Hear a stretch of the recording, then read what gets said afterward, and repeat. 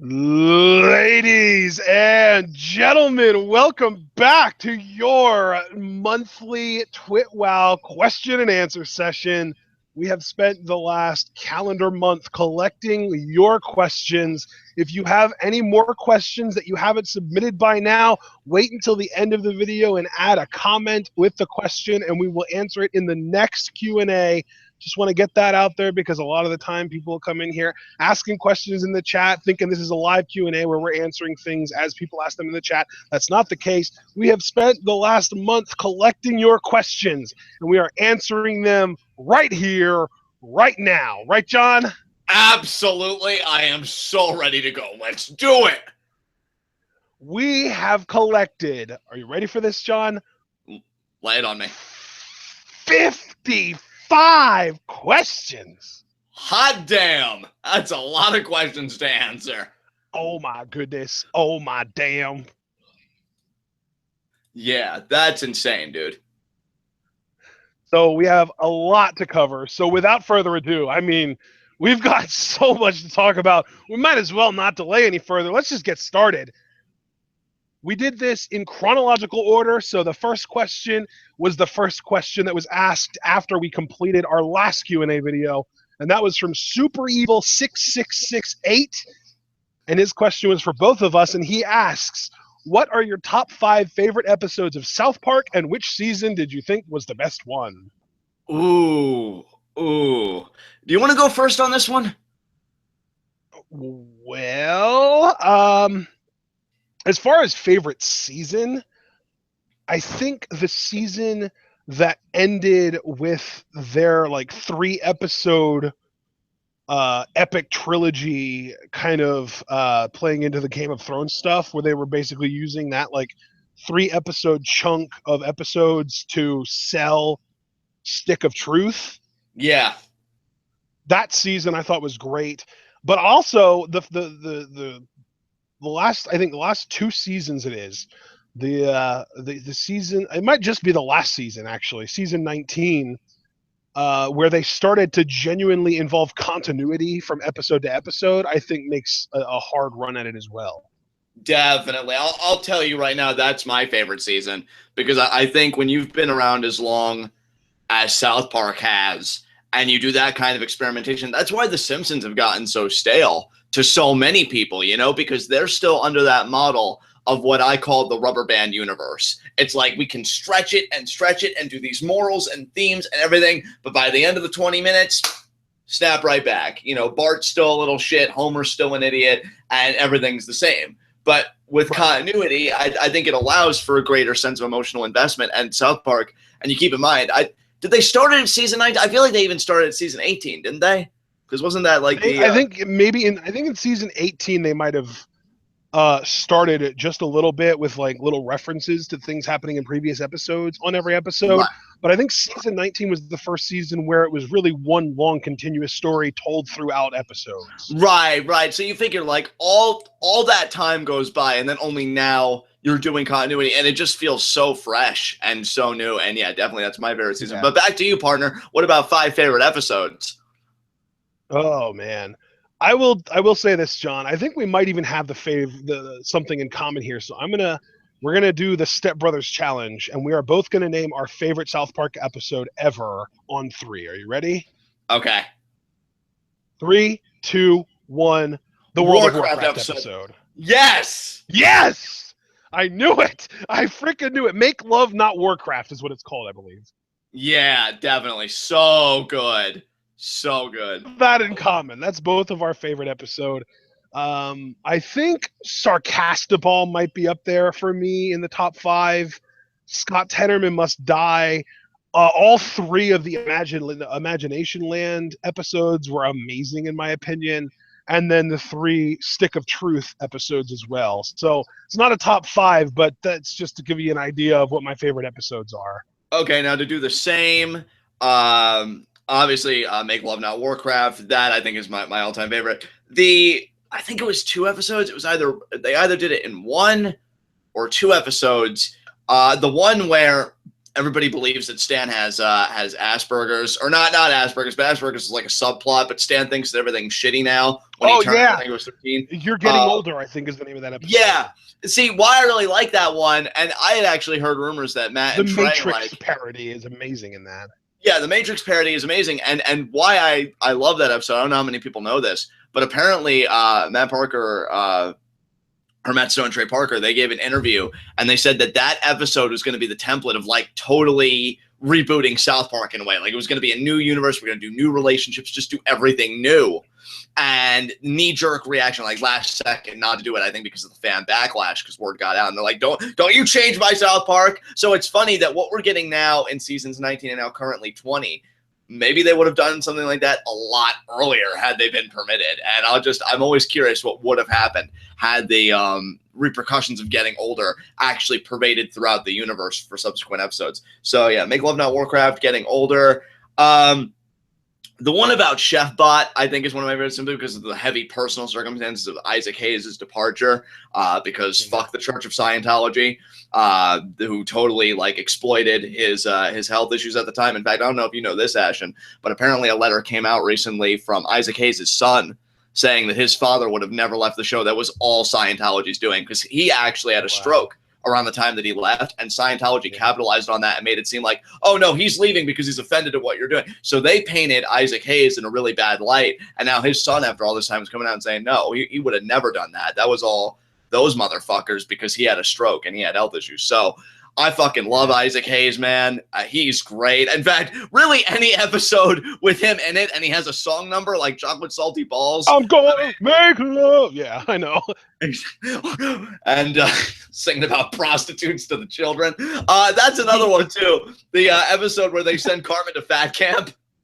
Oh, God. And then at the end, guys, speaking of fixing Cartman being fat, the episode with Caesar Milan is another one of my favorites. Oh, dude, that was so good. That was so good. I think that's also, though, even though that was an entertaining episode, I think that might be the worst example in South Park of that rubber band effect, because at the very, very end of the episode, the mom's like, "Would Poopsikins like some KFC?" And he's just like, "Oh,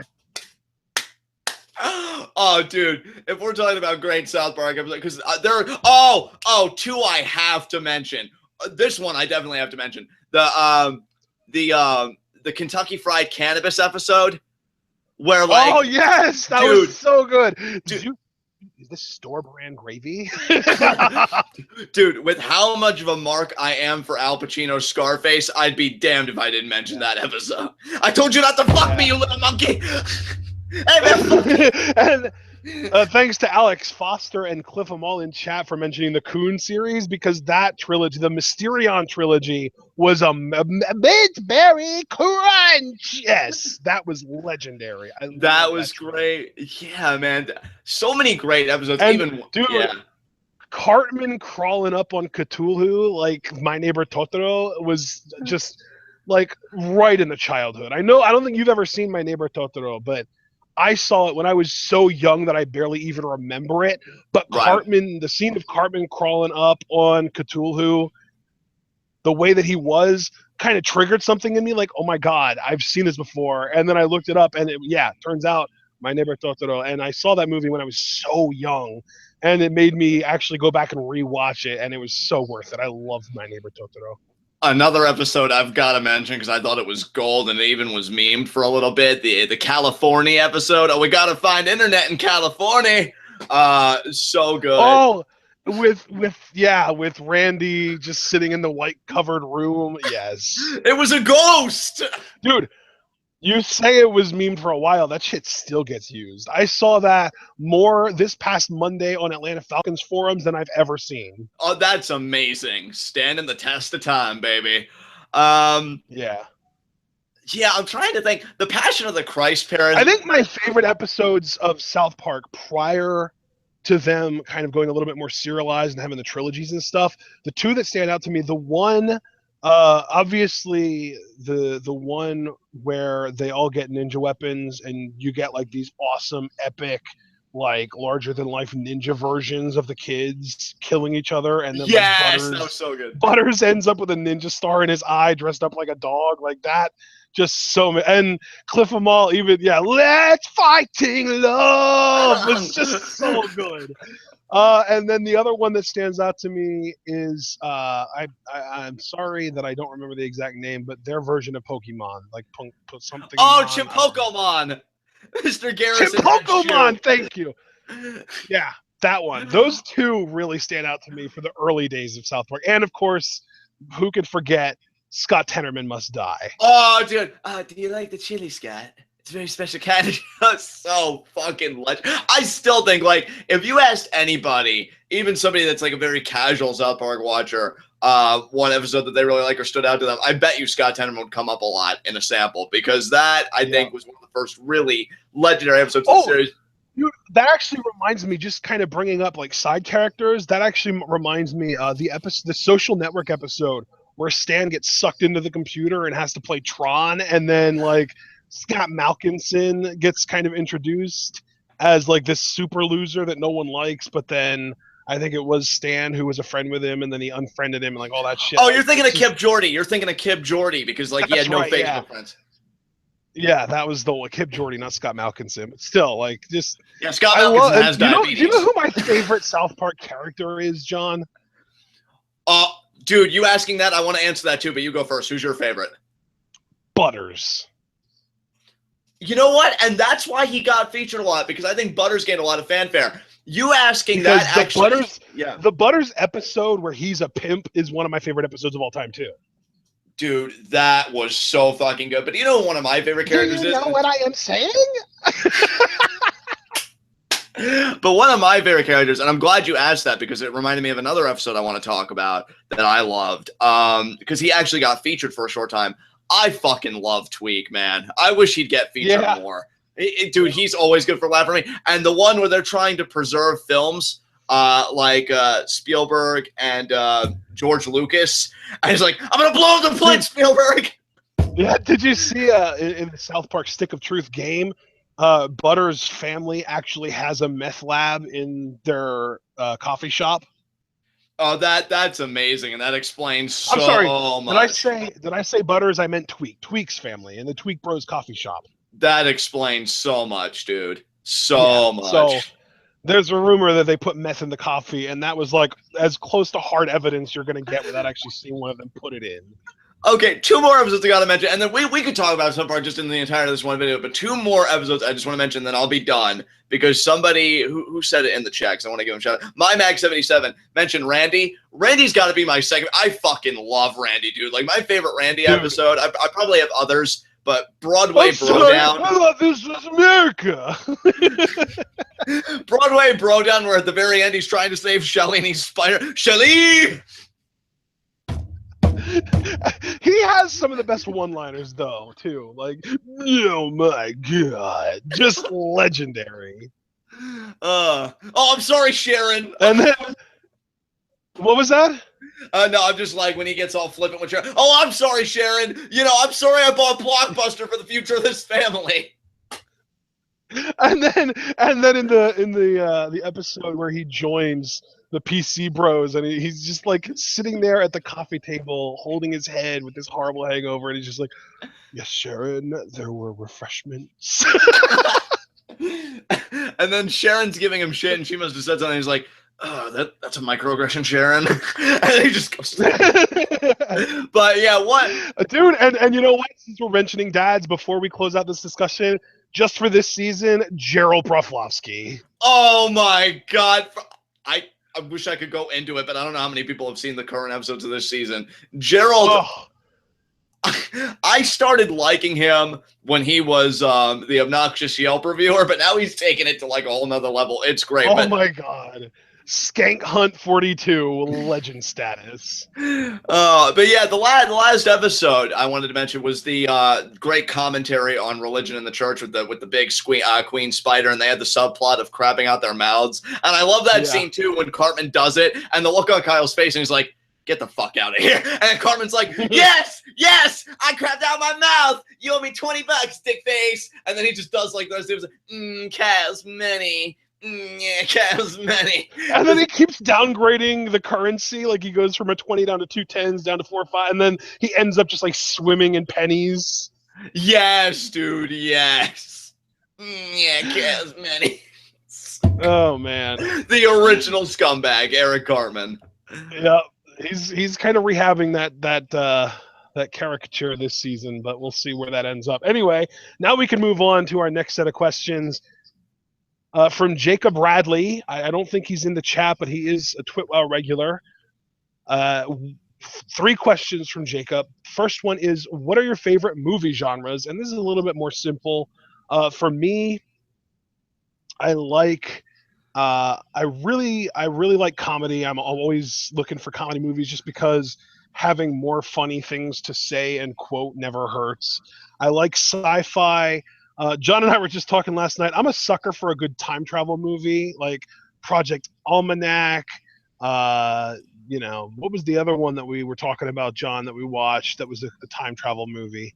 There was Project Almanac. I know we watched Looper, but that wasn't a part of our discussion last night.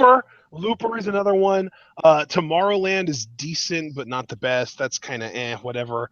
But yeah, I love a good time travel movie. But comedy for me, I love superhero movies, especially.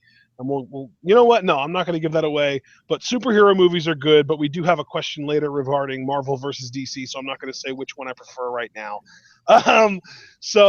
Comedy, superhero movies. I do like some action films, but I don't like those dumb, like mindless, Fast and the Furious kind of like just go to the theater and get enveloped by all of the explosions and sounds and shit like that. It's kind of obnoxious. And yes, Back to the Future is a really good movie. Yes. But yeah, for me, I think that the 3 main ones for me are comedy, superhero movies, and sci-fi. Yeah, man. I mean, it's funny because I know what movies I like, and I'm going to be Tyler about that because I know we did get a question about. Yeah, I forgot to mention psychological thriller is another one that I love. Yeah. I know there are a lot of like individual movies I like, and again, we'll get to that later because there was a question specifically about movies, but this is genres, so I had to be a bit more thoughtful about this one. And yeah, I mean, I'm with you. Psychological thrillers are great. I know this is going to sound very general, very basic, but really any movie that kind of challenges me and makes me think, I always appreciate. Yeah. At the same time, I love to turn my brain off. You and I have watched, many great comedies. And there are certain types of comedy I like. I can do the really like stupid humor, but I actually prefer to do that with you personally. I think in company, like that's something I like to watch with friends or family. Right. Yeah, definitely. It's like always more fun when you're laughing with other people than just sitting in a room by yourself laughing at a movie. Yeah, exactly. I mean, a good action film, certainly. Yeah. And I mean, I look, I'm a sucker. You're talking to a guy, and I mean, Ashton knows this. This isn't a revelation to him. But I enjoy a good cheesy-ass fucking Lifetime movie. So even a romance movie done right, a Johnny Scumbag could be like, you know what? You two do you, man. You two do you. So yeah, I think I'll watch pretty much anything if it's done decently, at least according to me. I know that's very arbitrary, but you know. You know what? Like, I'm not completely averse to a decent rom-com. Like, there are a few rom-coms that I can get into, but really the ones that I like are the ones that emphasize the com over the rom. I like the comedy movies that happen to have a romance intertwined into it, rather than like the dramatic romance movies with maybe like a one-liner here and there spread throughout. See, now, and again, I'll get more into this later when we get to actual like movies. I agree with your assessment, because what I hate about, again, now everybody's shocked Johnny Scumbag has feelings. I hate when it's crowbarred in. And it's like, okay, we're just doing the whole beats. Movie crowbars, what are you talking about? But see, that though with a Lifetime. I'm talking when it's an actual theatrical, and they claim like, oh, we're doing something different, or oh, it's this. It's like, okay, not so really. Like I know when I'm just kind of fall in love with each other because they're both good looking and they need to be with each other. Yeah, it's like, like change it up. What I will say though, like you say, you prefer like more like in the com to rom ratio. You always like greater com, and I do agree with you. But with this one caveat, I can deal with the dramatic romance, and there's a great example I'm going to give later in this Q&A. But I like it to be grounded. I don't like it to be drama like, oh my God, she's on this plane with a bomb on it, and I've got to save her and let her know how I feel, and that I screwed up Valentine. Like, that's crap, right? But If it's like real issues like, oh my God, my wife is sterile and we can't have kids, or oh, I might have this drinking problem, or oh, we're getting older, we're having kids, like what happened to our life?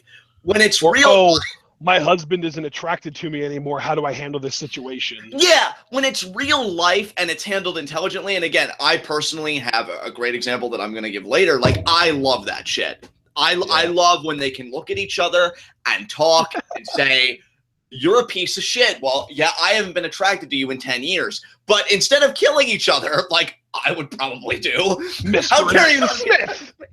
Smith. Beg pardon?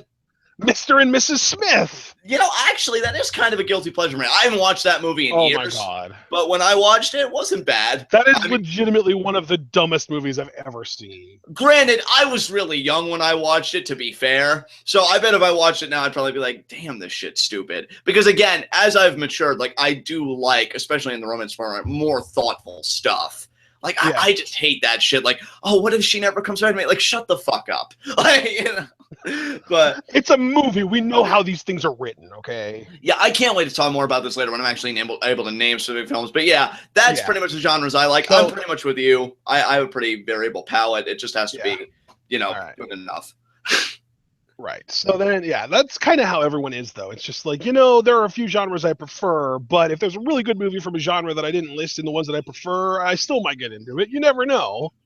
Right.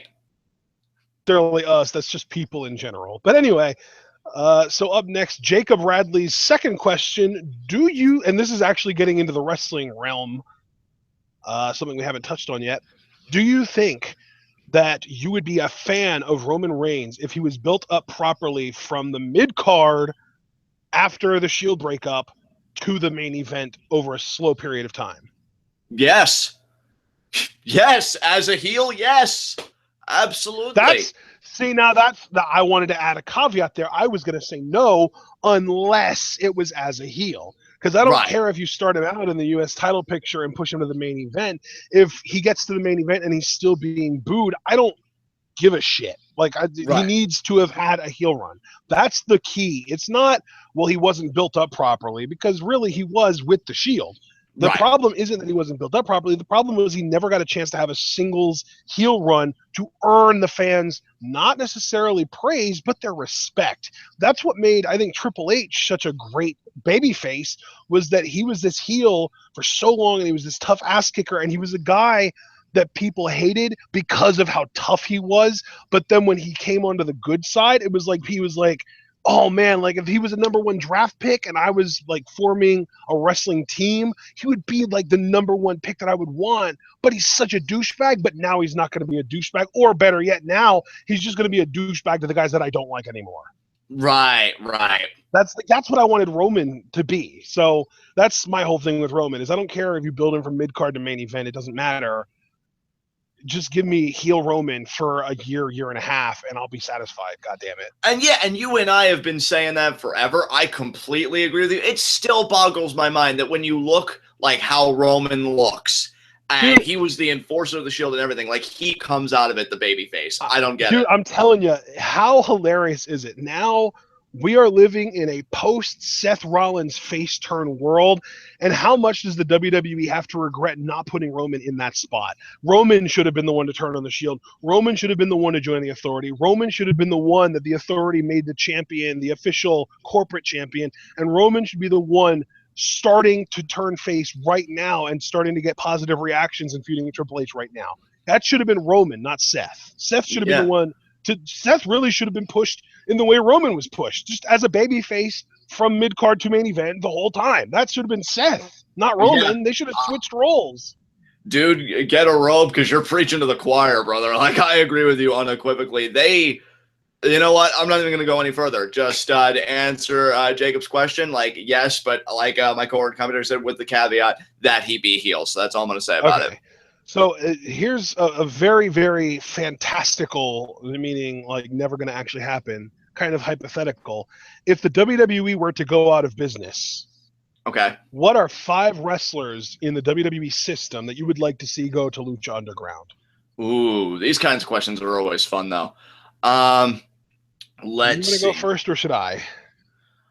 You know what? I'll go first. I feel like you've been going first a good bit, so I'll let you kind of formulate your answer. Okay. Since he's back in the system, I'd love to see what Lucha Underground could do with a performer like Brian Kendrick. I know he is older, but then again, I like Johnny Mundo was a bit older when he came there and this and that. Like, I think if you're a good hand, you're a good hand, and that's really all there is to it. So Brian Kendrick would definitely be one. I think he's doing some amazing work right now. Let's see who else. Cesaro, definitely. I'd love to see what they could do with a guy like that. To get some women in there, I think Paige would fit the aesthetic of Lucha Underground pretty well. If she could get her act together. I heard she's actually going to be getting neck surgery soon. I hope that goes well for her. So that's 3. Who else for Lucha Underground in WWE? Let's think here. You're up to 3. You need 2 more. Come on, brother. Dean Ambrose, maybe. Yeah, Dean Ambrose, I think, could do well because I think, given his CCW work and like his attire and how he presents himself in WWE, like if you merge those things together with Lucha Underground's writing, you probably get a tour de force. So that's 4. And then who would be lucky number 5 to go to the most magical place on earth? Yeah, I'm kind of strong with it. You know what? I'd say Baron Corbin. I'd like to see what Baron Corbin could do in a Lucha Underground setting. So Baron Corbin's going to be my number 5.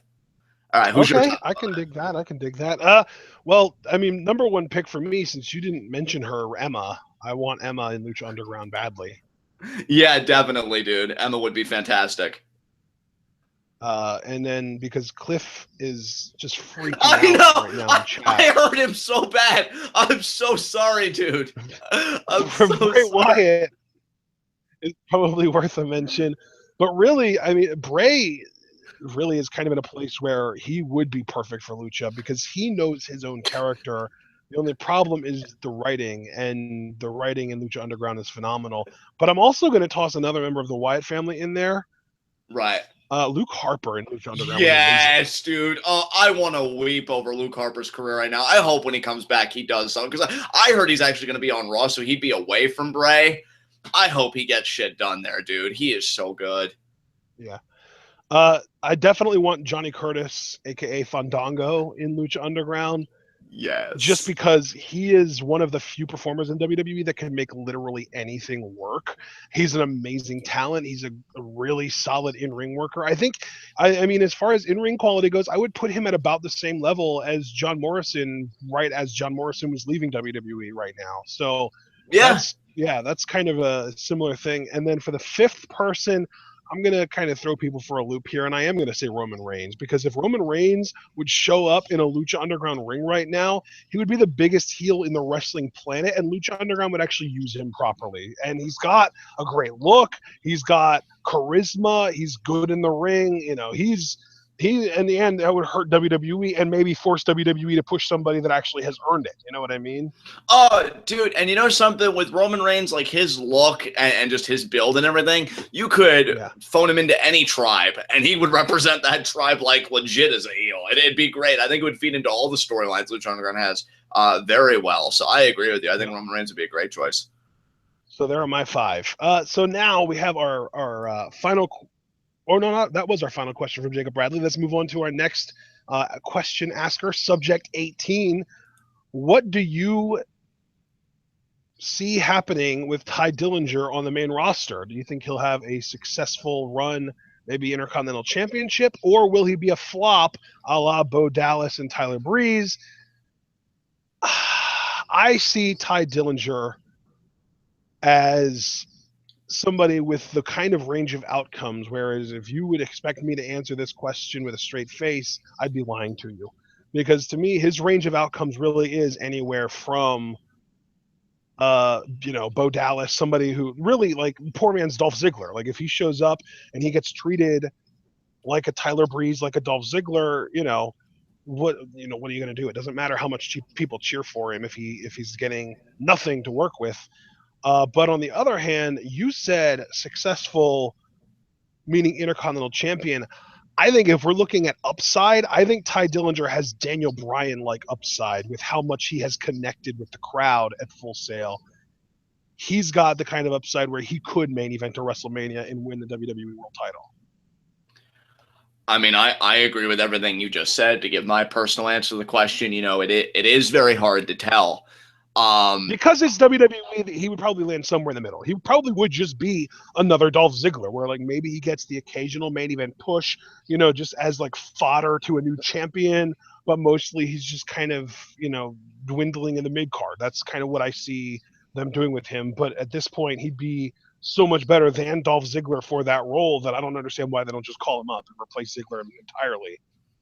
Well, I mean, not to be unnecessarily cruel. I mean, who am I kidding? Of course I do. To me, Dolph Ziggler's kind of played out. Like, I am enjoying the stuff he's doing with Miz, but I've been kind of over him for a while now. I think Ty Dillinger really does fit that mold that you're talking about, and he's so fresh still. And again, like, where I am optimistic about Dillinger, I will say this. If he were to land on SmackDown, I honestly believe SmackDown would make him an Intercontinental Champion. If he was to be on Raw, if I'm really being honest with how I perceive it, now there could be a lot of widespread disagreement.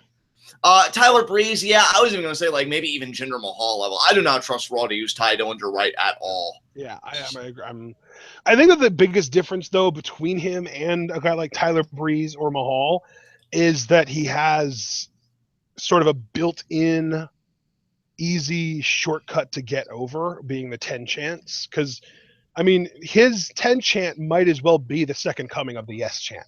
It's easy. It got a hand motion along with it. It's one syllable. It even rhymes with yes, depending on how loosely you define rhyming.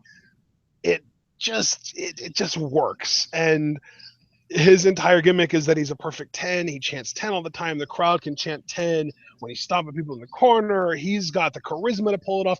The thing is, I personally, and I know this is going to really piss a lot of people off, I think Ty Dillinger is everything the WWE wished Daniel Bryan was, because Daniel Bryan got immensely over with a one-word hand gesture chant, but he also looked like Daniel Bryan. He was 5'9", 185, kind of goofy looking in the face, busted up nose, weird hair, long beard. Ty Dillinger looks like Randy Orton's little cousin or something. Yeah. But he's got the built-in chant that Daniel Bryan had that could get him that kind of over. And he's the kind of dude who almost looks like exactly what WWE would want in a superstar. So the fact that he isn't on the main roster and being pushed to the moon right now kind of blows my mind. Oh, I'm telling you, like, I will say this. I don't think Ty Dillinger is going to reap all the riches that probably should come to him, like we've discussed. But he's a definite mechanic to me. If he does not have in his career, let me put it to you this way. If he does not have in his career at least 3 runs with the Intercontinental title, I'd be shocked. Because I think Ty Dillinger is that hand that it's like, okay, at any time we could put the title on him and he'd make it work. That's really where I see Ty Dillinger at present, if I'm being honest. So. Yep. All right, now, next question is from Cliff Amal, who has been wonderful and super active in the chat, and one of the people that we definitely love having around. He took it upon himself to tweet and tag a bunch of people before this to make sure everyone got in on it. First question is, any chance that we might get some old school pay-per-view reviews from you guys? Now, John, I don't want to speak for you, but I personally, I guess I'd be open to it, but it's not really something that I am super hip on the idea of doing. I'm really right there with you, brother. To me, it's something that, let me put it to you this way. It's heavily circumstantial. Like, I think you and I would have to agree on the show. We have to set aside, the time to like really go over it. I don't know. It just like even being like asked that, it really didn't hit me right personally, because I do like what TWitWoW is about currently. I just don't really see like old school pay-per-view reviews being in our repertoire in the near future. So, yeah. So, apologies there, Cliff. Probably not going to happen. I will say though, the one possibility, since we're kind of doing these monthly Q&As, maybe we could ask the people if they would want us to do a monthly old school pay-per-view review, because I'm not trying to do it every week. That's just superfluous in my mind. But monthly, I might be able to get behind if enough people demand it. We know Cliff wants it already, so we appreciate that, brother. We'll just kind of let that simmer, and if enough people want it, we might consider it. So, next question from Cliff Amal is: name some New Japan Lucha Underground dream matches you'd want to watch. Oh my, everything. Yeah, let's just have an entire New Japan Lucha Underground crossover show. Call it Luchapan, and Right. have every match be Lucha Underground characters versus New Japan wrestlers. I want Mil Muertes versus Goto. I want Matanza versus Ishii. I want Johnny Mundo versus Okada. I want Yes. uh, let's see. I want King Cuerno versus Tanahashi. I want, let's see, Cage versus Makabe. I want, let's see, how about who's the biggest badass left in Lucha Underground, John? Well, you said Mil Muertes, you said Matanza, King Cuerno, Cage. Who else? I mean, Marty's gotten kind of badass, as has Okay, Killshot. I want Marty the Moth. Oh no, you know what? I want Pentagon Dark versus Shibata. There you go. And Damn. I want Marty the Moth versus Toriano personally. Yeah, there you go. There you go. I want. I mean, Prince Puma's already in New Japan as Ricochet, so that's kind of cheat code. Let's see. I want Jack Evans versus Naito. Yeah, that's a great pick right there. That's some good shit. There are quite a few options there. Phoenix versus Will Ospreay. How's that for one? That'd be fucking incredible. Yeah, I definitely. think that's actually a match at Bola this year. I could be wrong. So yeah, man, I'm having a hard time just thinking of people now, man. How about let's work some of the women in there. Let's get Mariposa versus Kenny Omega. There you go. Yeah, there you go. That would be fucking amazing. Let me think. Like, damn, you took all the good matches, man. Let's see. I would love.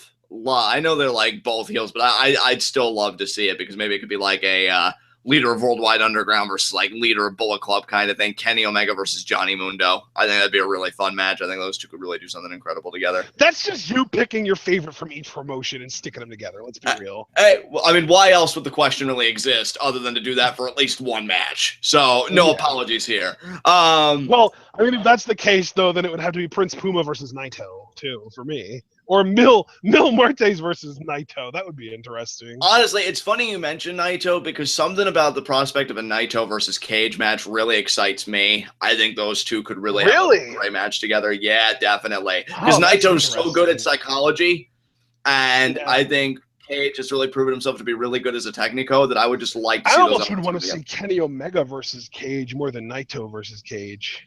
Interesting. What other matches? Well, you figure tag teams. If we got the Bullet Club, and who could their third partner be if not Kenny Omega? Dude, if we're doing tag teams, we have to do Los Ingobernables de Japón versus Worldwide Underground. It's 4-on-4. Oh, yeah. Oh, fuck yeah. Definitely. That's the ultimate and we can have Atomicos rules too. So that'd be even better. Yeah. Oh my God. Yeah, that's mind-blowingly good. Yeah, this would have to be a multiple day event. It wouldn't be able to be just one day. It would be like Ebola, where it just happens like every day over a weekend. And personally, for me, I don't know if you mentioned this match already. You may, because you were just like spitting fire. Ishii versus Matanza. I would love to see those two behemoths going. That was like the second match I mentioned. Yeah.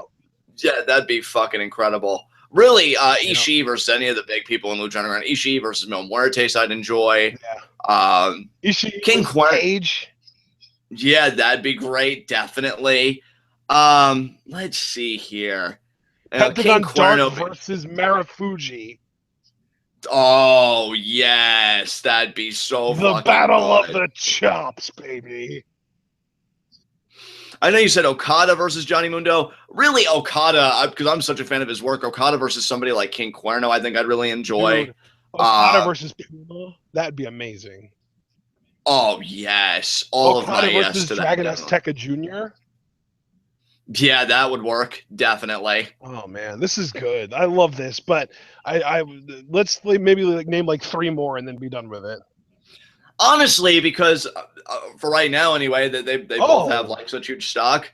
Yeah, we're gonna say Tanahashi versus Rey Mysterio would be perfect. I was just getting ready to say Tanahashi versus Rey Mysterio. Holy shit, you took it out of my brain before I even finished. Yeah. Somebody in chat mentioned Okada versus Rey, and it just made me think, you know what? Mysterio and Tanahashi, because those are like the old guard, like masters of their craft guys for each promotion. Right. Yeah, that'd be awesome. Personally, let me think here, because there was something I wanted to say, but I kind of lost the thread. Do you have any other matches? I'm trying to think of at least one more. I'm trying to think of like, because the thing with New Japan that's weird is that they don't really have any like true blue heels outside of Los Ingobernables. Yeah, you know another match I'd like to see, and I just thought of it. Shibata versus Taya, I think would be interesting, because you're talking about a guy that strikes hard and she loves kneeing people in the face. I think that'd be a good Tama Tonga time. versus Killshot. There you go. That sounds like a great match. Yeah, there you go. Oh man, we really ran the gauntlet there. So I got no more matches, my brother. All right, we are up to Ella Says Stuff. I know you're a big fan of hers on Twitter. We have one question from Ella that I know of. This is just directed at you, by the way, John. What would you like the 2 world title matches at WrestleMania to be? All right, first of all, good job of Scum Squad representing. Freaking love Ella Says Stuff. She's wonderful. 2 world title matches. You know, if I was fantasy booking, I would say, and again, that's why we call it fantasy booking, Seth Rollins versus AJ Styles for the WWE title on the SmackDown side. And on the Raw side, let me think, because it's the Universal Championship. I'd say, damn it. See, because I'd want Brock Lesnar. You know what? Brock Lesnar, I'd say, versus Finn Balor. You know what? Fuck it. I'd do it. Yeah, fuck it. So, well, yeah, that was just for me, so I can't even ask you what yours would be. But, yeah, definitely more stoked on the Seth Rollins versus AJ Styles matchup, though. I think that would own on the SmackDown side of WrestleMania. So, yeah. All right, so then we get to Brandon Best's questions. He gave us 3 this month. First one, pretty simple. Marvel or DC, John?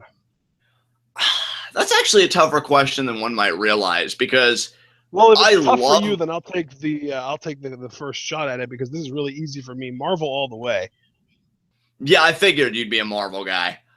Yeah, because I do like DC. I'm not trying to make it seem like I think DC sucks or anything. I know it's weird that like a Marvel quote unquote fanboy would also give DC any credit, but I don't dislike DC movies for the most part. I thought Suicide Squad was decent.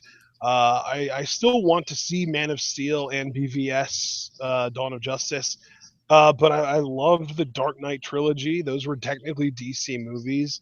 You know, DC, and really TV show wise, I think we watched the first 3 seasons of Arrow, which were great.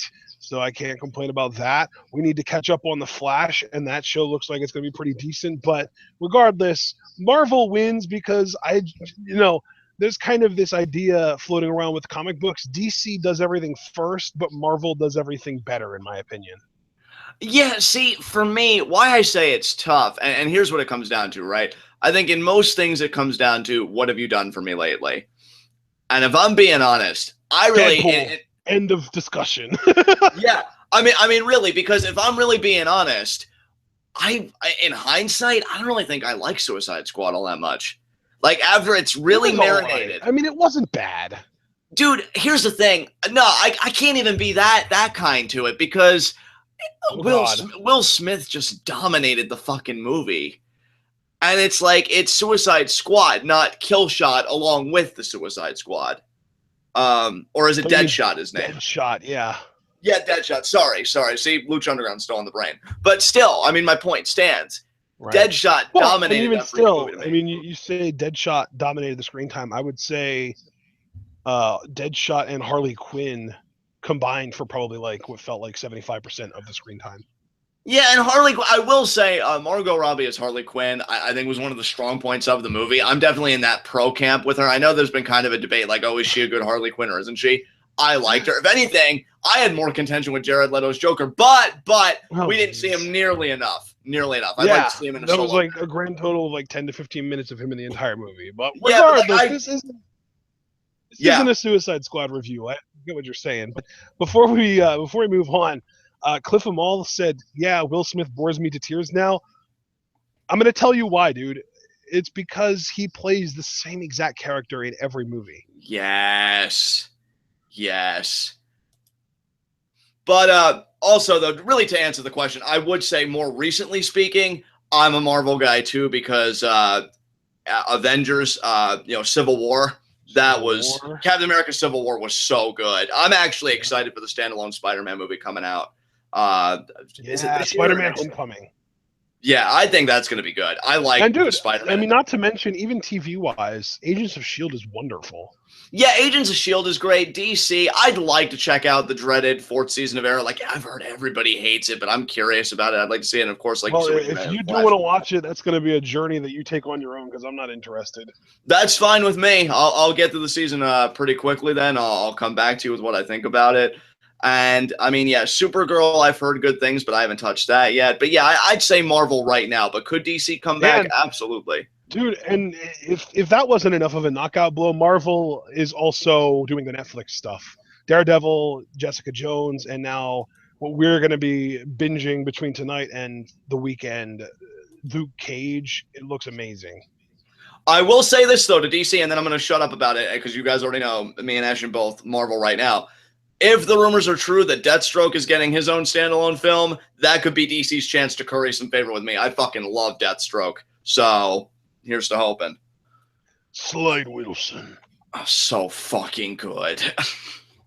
So then our next question from Brandon Best. Do you have any awkward quirks or horrible phobias? I don't know if you'd call it. I have a ton of weird, not even weird. I have a ton of relatively common phobias. Like, I friggin' hate spiders. I hate heights. I'm 6'6" and I hate heights. What the hell? Yeah. But like, even just like I was looking at pictures of 3D sidewalk like art that looked like a canyon, and I just looking at people standing on the edge of this drawn canyon gave me like this weird feeling in the pit of my stomach, like, oh my god, you need to grab onto something or you're gonna die. I cannot stand heights. Heights are the big one for me. When I was really young, I had these weird irrational fears that like monsters from movies were gonna come to the real world and take me away. Yes. Like the aliens from the Alien and Aliens movies, and the Creeper from Jeepers Creepers. I was horrified of that guy when I was younger. So those are those. Well, and I'll also say needles. Needles are a big one for me. Just the thought of needles kind of gives me like a churning stomach. Like I kind of want to, go away from the world and crawl into a hole into the fetal position and die. Well, that's comforting. I mean, yeah, man, I share a lot of your phobias, definitely. I mean, hate spiders, hate mice. I'll never forget the first time. I've been living on this property for close to 3 years now at this point. Hadn't seen any mice like my first year here. Second year, a little bit earlier on, like a few months ago, I had my first encounter, and I was just like, I was getting ready to eat.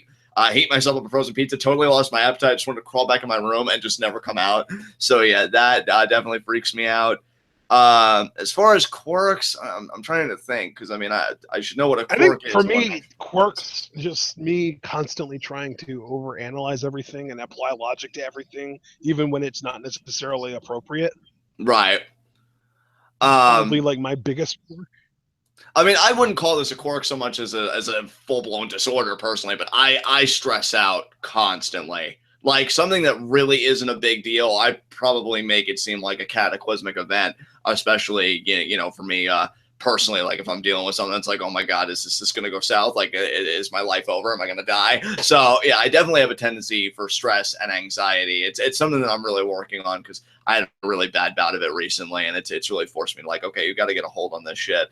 So yeah, I'd say that. But yeah, that's really all I could say as far as course go, because I really don't know. Like that's like the big red flag for me. Yeah, the only other quirk I can think of is I have like a weird, like, not just weird in the sense that like, oh, that's funny, but like, what the hell is wrong with you? Kind of obsession with language and accents. Right. John, you can attest to this. Like when Yeah, definitely. somebody speaking with an accent, I'm always trying to either A, figure out what the accent is, like whether they're Australian or South African or whatever country they might be from, or even just region. Like, oh, that's like a Gaelic or like a Celtic kind of accent or like a Nordic accent or whatever. Yeah, I'm always very weirdly obsessed with language and accents and stuff like that. And you'll even sometimes occasionally catch me in an accent during a TwitWoW just because I randomly just do accents for no reason whatsoever. So my two quirks are overanalyzing everything and more specifically language and accents. So there you go. All right, I think we can move on. Okay, the final Brandon Best question is directed at you, John. I know what this one How is. would you book a Mary Dobson Ember Moon differently than Brandon? You know, I've genuinely given this a lot of thought because I knew Brandon would be watching, and I'm just like, oh shit, this pressure on me. John's got to deliver. And really, the best I could come up with to me, Crazy Mary Dobson, from the little I've seen of her that Brandon Best has provided, she needs to be a heel for one. And if I was going to really look at her and make her an asset in the NXT Women's Division right away, I would, just give her that top heel status. And Cliff is like, of course, you don't know me, Cliff. I'm sorry. He wasn't saying that about you. He was saying that about the question, as in, like, of course, Brandon Best asks a Mary Dobson question. Oh, well, yeah, that's not awkward at all. But yeah, I would have her come in, and really, it's funny because I don't want to rip off Lucha Underground, but I feel like inevitably everybody rips off the Best, right? And I really would just have her be her namesake. Like, she is crazy, and she's fascinated with Ember Moon because she calls herself, the war goddess. And I would have Mary talk about, oh, well, do you know what war is? Like, I've lived war. I've done all this. Like, you don't know anything. And she's just attacking her constantly. Like, and that's the thing, too. Ember Moon's making an entrance. She attacks her. Has a match. Attacks her. After a match. Attacks her. Promo. Like, I would not let Crazy Mary give Ember Moon one moment of respite, one moment of just sleep, anything. And I would make it seem like, yes, she is this deranged bitch. Like, really freaking crazy. And then finally, I would personally settle it, since NXT has shown itself to be progressive in the past, with a no DQ match between the two. I think you really make Ember Moon a strong babyface in that case. You establish Crazy Mary Dobson as this heel that just at any provocation could just attack anybody or have a problem with anybody, and you make two people for a division. So yeah, I mean, that's how I'd handle it. I'd make her one of the top heels and just have her be her namesake and just be like, oh, you're a war goddess. Well, let's make war then, and I'm going to take your spot. So that's how I would do it. All right, awesome.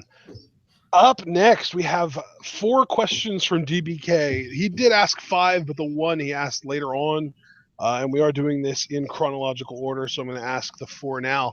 The first one, it was actually a question that we got from 2 different people. DBK and Lee Clark both asked extremely similar questions, so I'm just going to kind of group them both in here.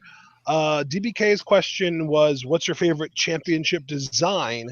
And then Lee Clark asked what your favorite looking belt was from any federation or in any time. Basically, just both of them are basically just asking what you think the best looking championship belt ever is. I mean, I gotta say, the WWE Championship that was on SmackDown. JBL held? Yeah, I love that one. I still think that's one of my favorite championships, because I know we always talk about how the big gold belt, like, that looks like world title, and that's true. It certainly does. But that WWE Championship, I don't think gets nearly enough credit. I thought it was fucking gorgeous. I mean, hell, if I'm really being honest too, I think the current Lucha Underground Championship, I love the look of that championship. That and the IWGP Intercontinental Championship. I think you got my top 3 favorite title aesthetics right there. Just so good. What about you, partner? I think my number one favorite championship design, Progress World Championship. I think that looks amazing. Yeah, I think I've seen the Progress World title, and yeah, I would agree. Like it does have a very I'm gonna post a link in chat, and then I'm gonna. Well, actually, you're able to see chat too, so you can just click on it from there. Yeah. So there's the image of Jimmy Havoc holding up the Progress World title. I think it looks awesome. Oh yeah, that's gorgeous. That's gorgeous. That's my personal favorite. Of all time, though, I gotta say I'm a big mark for the Winged Eagle belt, man. I'm one of those people. I don't blame you, man. That belt is very aesthetically pleasing. I won't hold it against you. All right. So the second question from DBK: what is your favorite finisher move right now? Definitely Ember Moon's top rope stunner. What does she call it? Total Eclipse. Like, yeah, I didn't know she even named it, honestly.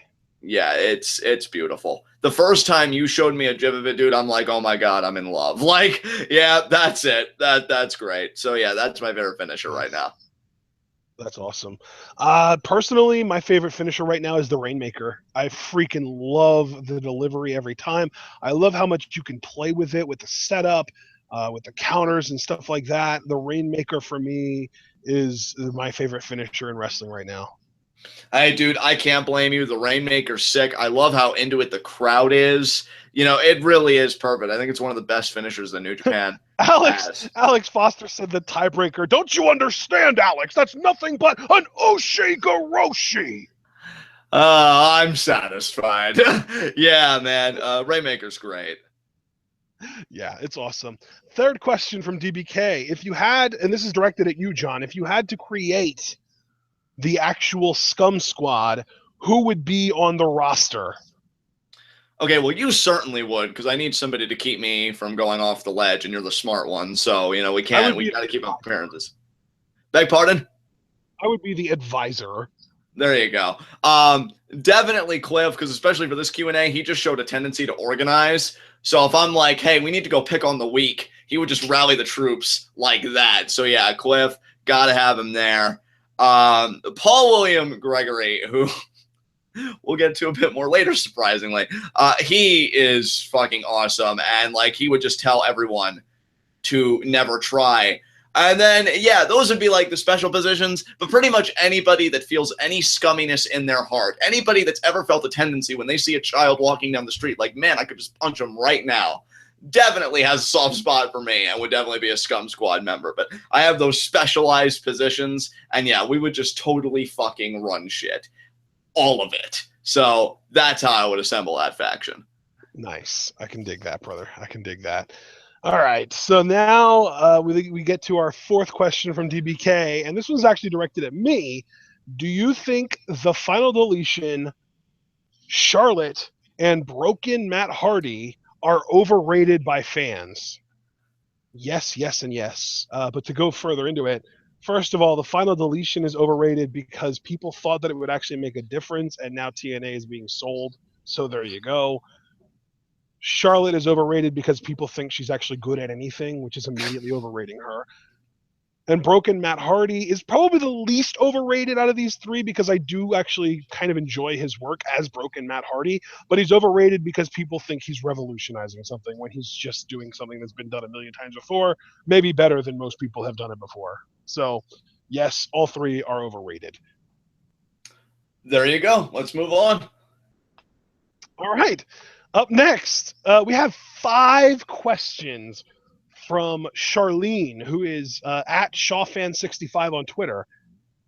All 5 of these questions are for both of us, so let's get started. First of all, what are some dream matchups / matches you haven't seen yet that you would like to see? And let me just start this off by saying every single match we listed in the Lucha Underground New Japan feuds. Yeah, I second that. That's going to be my answer because otherwise we'd be here all night.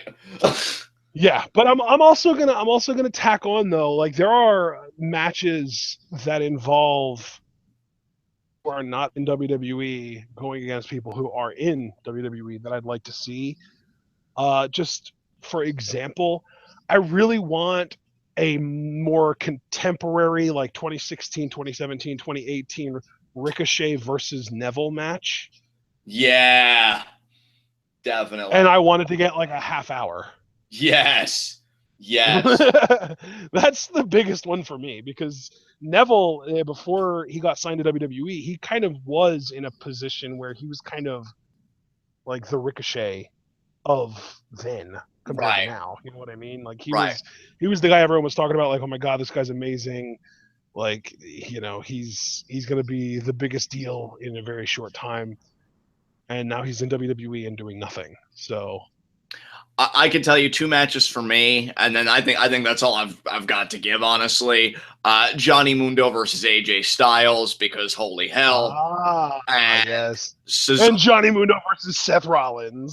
Actually, yeah, because Johnny Mundo did call him out, so make that three. Because thank you, Ash, and they actually do have. I don't want to say legitimate beef, but Johnny Mundo has poked the bear, which he can because he's Johnny Mundo. But the third match would be Cesaro versus Matanza, because I just want to see those two kill each other for 30 minutes. Oh my dude, you know what though? Just to make it more even, Cesaro versus Jeff Cobb would be incredible. Yeah, definitely, definitely. Oh my God, two Oh man, that would behemoths. be oh man, yeah, that would be amazing. Okay. Glad yeah, I'm really glad that we answered a similar question earlier so that we wouldn't take a half hour answering this one. Yeah. Uh second question from Charlene.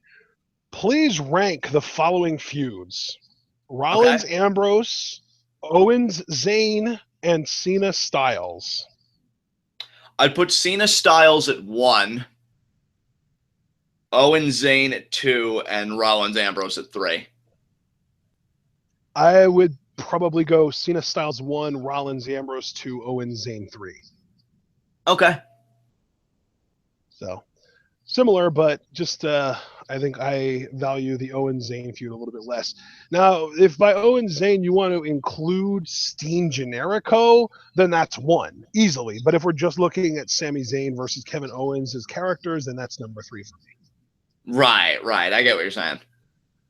Okay, next one might go a little bit longer. Third question from Charlene. What are your favorite promos from FCW, WWE, and Lucha Underground? John, I want you to go first for this. Okay, so was FCW, NXT, and Lucha Underground, or was WWE also in there? It was WWE, not NXT. Okay, WWE, not okay. FCW, I can't comment on because I mean the only stuff I'd be able to comment Well, on would be I'll Ambrose's take work. FCW. For me, FCW is easy.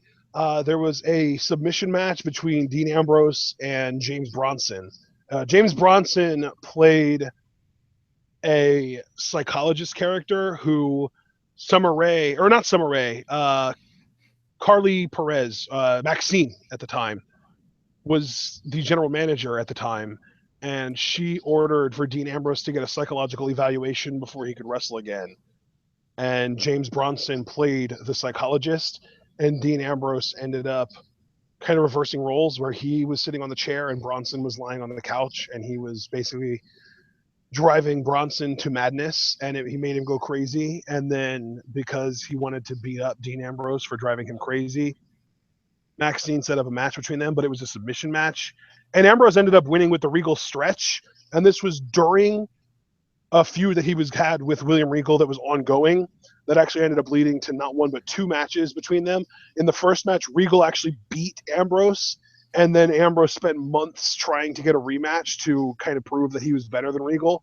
And during that build up to the second match, he beat Bronson with an Ambrose or with a Regal stretch, and Regal walked out of the building. Like he was on commentary and he walked out of the building while Ambrose had the Regal stretch locked in. And it just like you want to talk about broken Matt Hardy, this created broken Dean Ambrose because Ambrose tried following Regal to the back and Regal was already gone by the time he got there, but the camera was there and Dean Ambrose cut one of the best, most passionate promos I've ever seen in my life. It was amazing.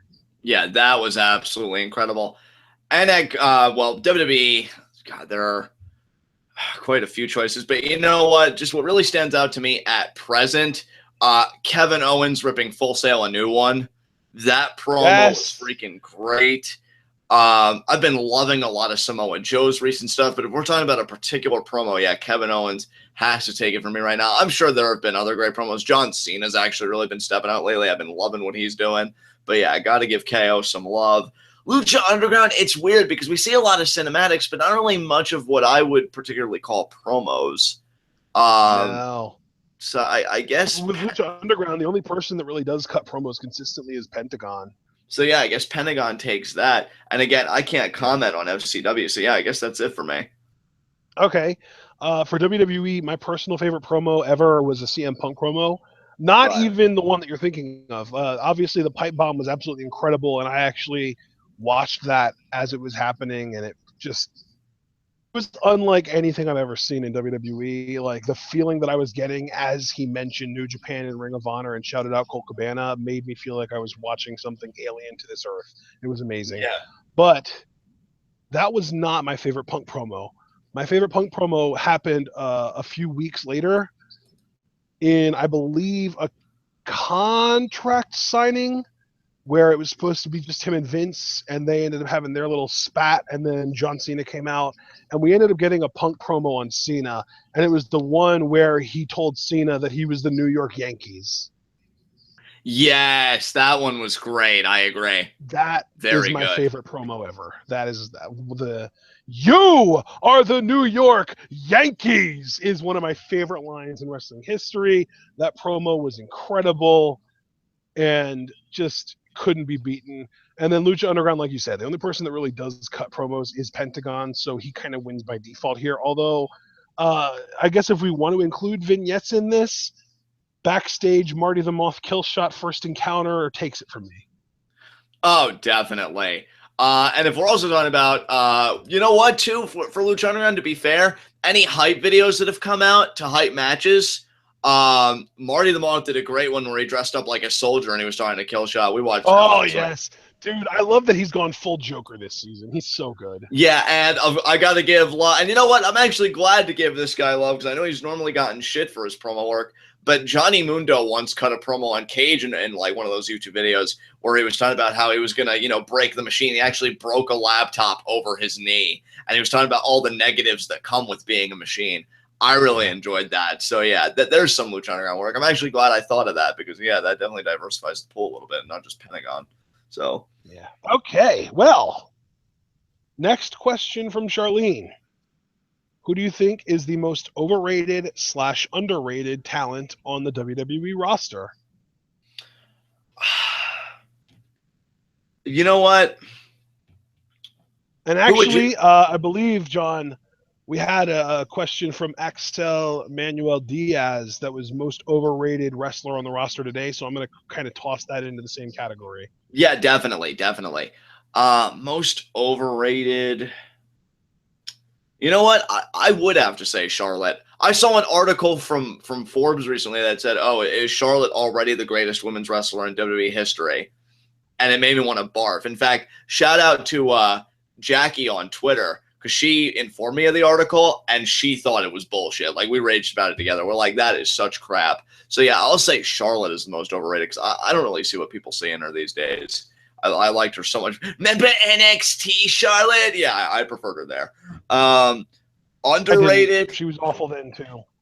Yeah, but you know what though? At least she was a palatable kind of awful. Now it's like I almost get angry every time I see her. It's getting dangerously close to that Natalia territory. I think what makes me angriest is that there are a lot of people that actually think she's A, good, and B, getting better when I don't see either of those. Right. It's become TNA for me. Everyone tells me it's getting better, but when I see it and hear it with my own eyes and ears, it just doesn't connect. It's not actually good or getting better. It's the same it's always been, and it's awful. Or it's like political outlets that I see a lot when it's like, oh, Trump will turn over a new leaf. You're going to see a new Trump any day now on the campaign cycle. Yeah, it's not coming. And the thing with Charlotte, too, is like, not only is she horrible on the mic, which I think people are openly willing to admit, but she's not even good in the ring. Like she to me, she has had one good match that wasn't against Sasha Banks. And any other decent match she's ever been in was against Sasha Banks, and it was in NXT where they had time to prepare and rehearse for the match. And the only match outside of the Sasha Banks matches that I'm referring to is the Natalya match at NXT Takeover, the original NXT Takeover. That was a Right. good match, but ever since then, I've never seen a good Charlotte match that wasn't against Sasha Banks. And even then, I'll add on to that. I've never seen a great Charlotte match that wasn't A, against Sasha Banks, and B, in NXT where they had time to prepare and rehearse. Right. So that being said, she's also an awful in-ring worker, and not just because she's only ever had those good matches, but also because the woman doesn't sell. She just doesn't. Like, even if somebody attacks her leg, she'll limp for a minute or two and then just completely forget about it and go about the match as usual. This great, highly touted match she had against Nikki Bella, that was Nikki Bella's last match before she got surgery, where she lost the title to Charlotte.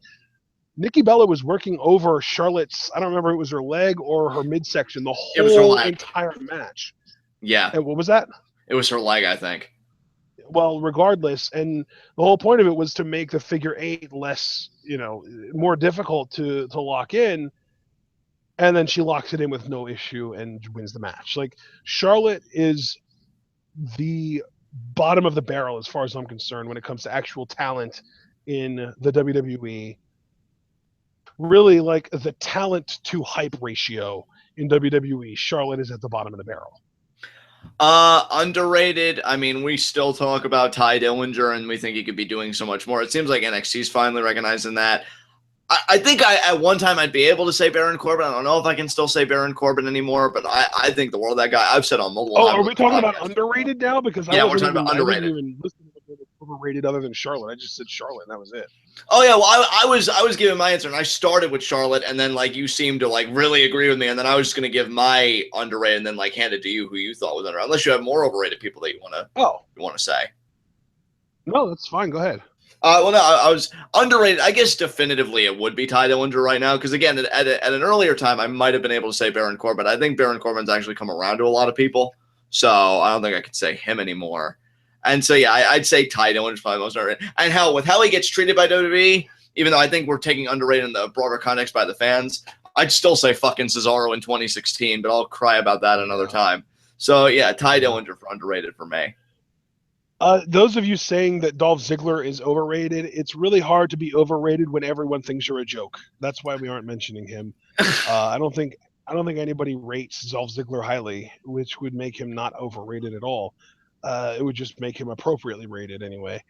So my other overrated people that I wanted to mention, other than Charlotte, the big one, really, at this point, sad as it may be, is Bayley. I feel like as good as Bayley is, she got over in NXT based on Girl Next Door. That's all it was. It was, oh, she's the girl next door. Oh, she's attainable. Oh, she's cute, whatever.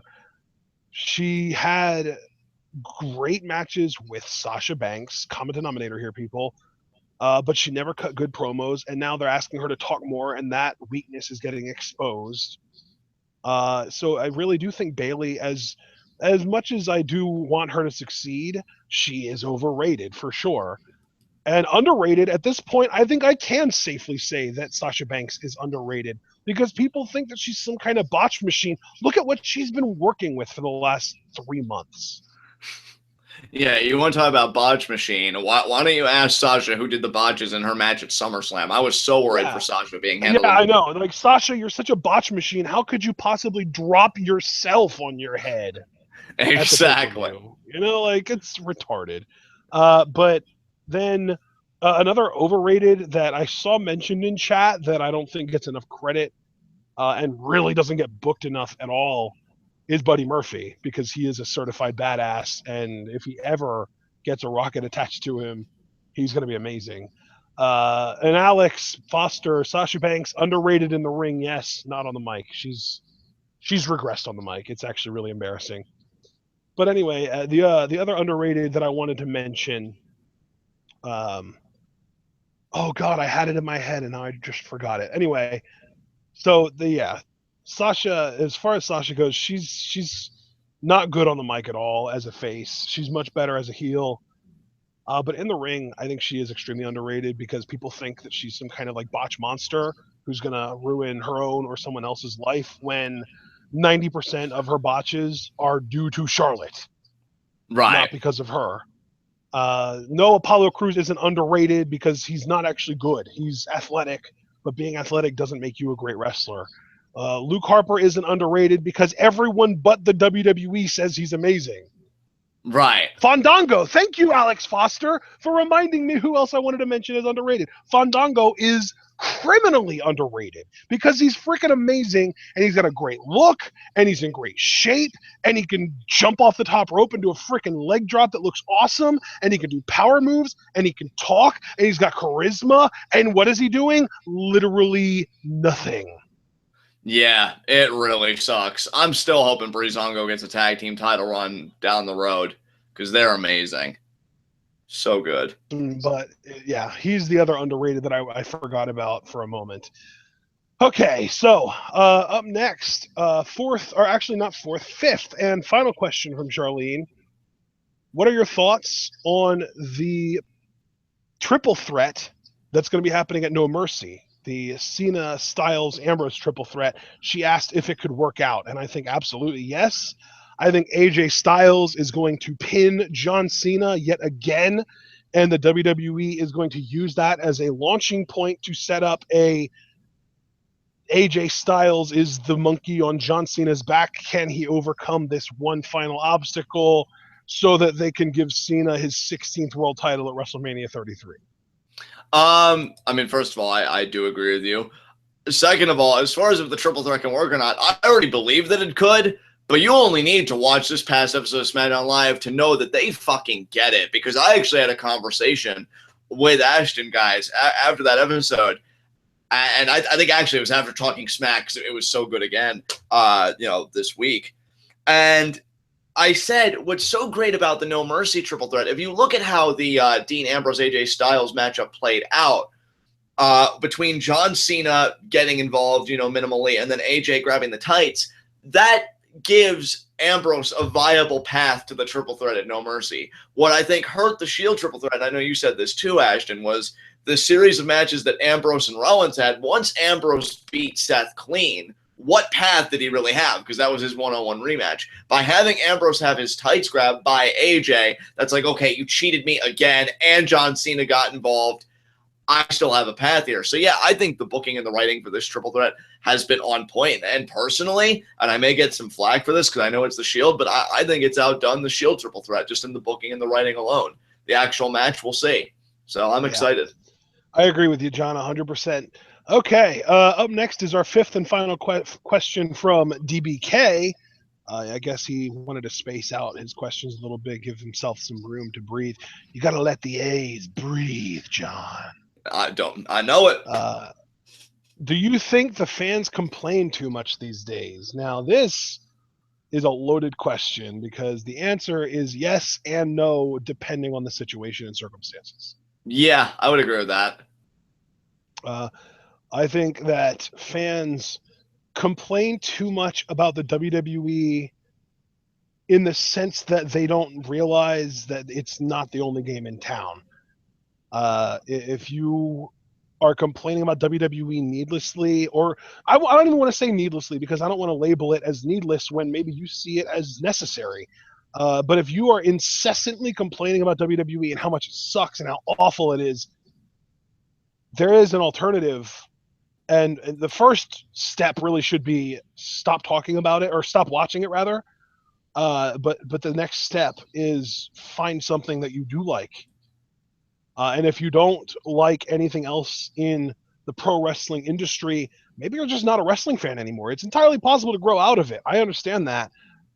But really, between Lucha Underground, with their pure entertainment view on wrestling, where they look at it as let's tell really compelling stories that the blow-ups or blow-offs rather just happen to be in a wrestling ring, versus on the other end of the spectrum you have New Japan and Ring of Honor, where it's, I mean, yeah, we technically have stories, but the main feature is look at these matches though, And then also on that end of the spectrum, which I personally prefer over Ring of Honor by a significant margin, is PWG, which is, I mean, if you want to interpret things that happen in the ring as stories, that's cool. But what really matters is that our matches are going to be the best ever.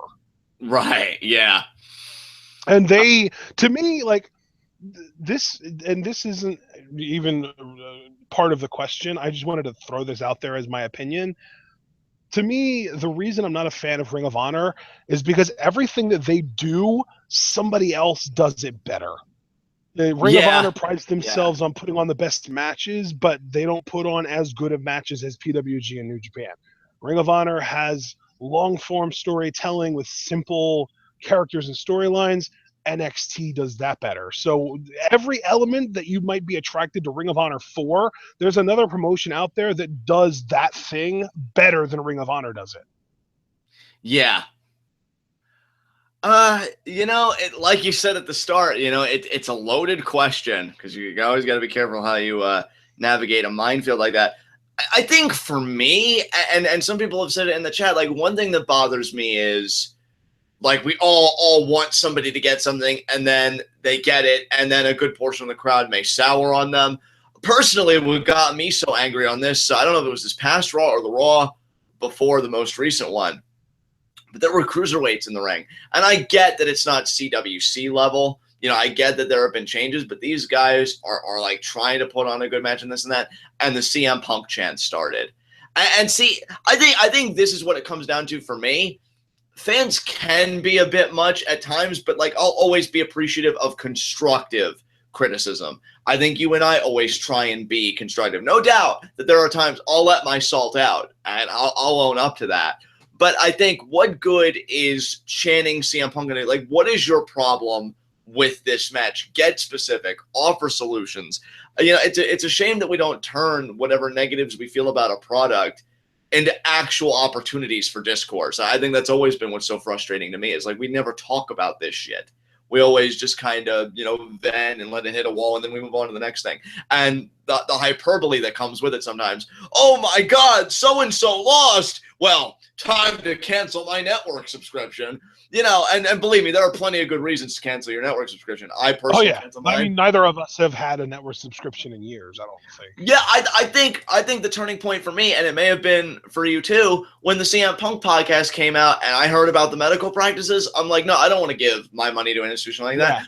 So I'm not saying people don't have legitimate reasons for canceling their network subscriptions, because again, we don't even have any. But like when I see people on Twitter, that's it. The hard red line. I'm not watching for X amount of time. I used to be that guy, and I wish I could just kick the past version of myself in the nuts because it doesn't do any good. I mean, here's the thing: saying I'm not going to watch it anymore does nothing.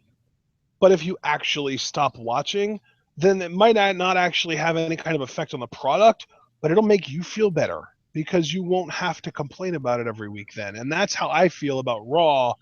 I don't watch Raw anymore because A, it sucks, and B, I have a superior alternative known as Monday Night Football.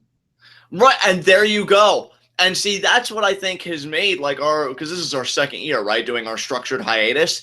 That's what makes it work. Because you stay away from the crap, or you could still watch it because you guys know Scum Squad that I still live tweet with you guys when I can, which is really the best part of Raw most weeks anyway. And then you get to the good stuff like Lucha Underground and like it was, this past week, NXT. That was actually a fun episode.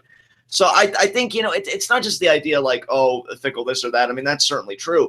It's just I wish there was more concrete action. Like if you don't like something, change it. If you do like something, by all means, keep going at it. Like I freaked out when Johnny Mundo finally won a championship. I wasn't going to sit here and nitpick like all the booking or how the title. I was just happy he had it. I was happy he had something.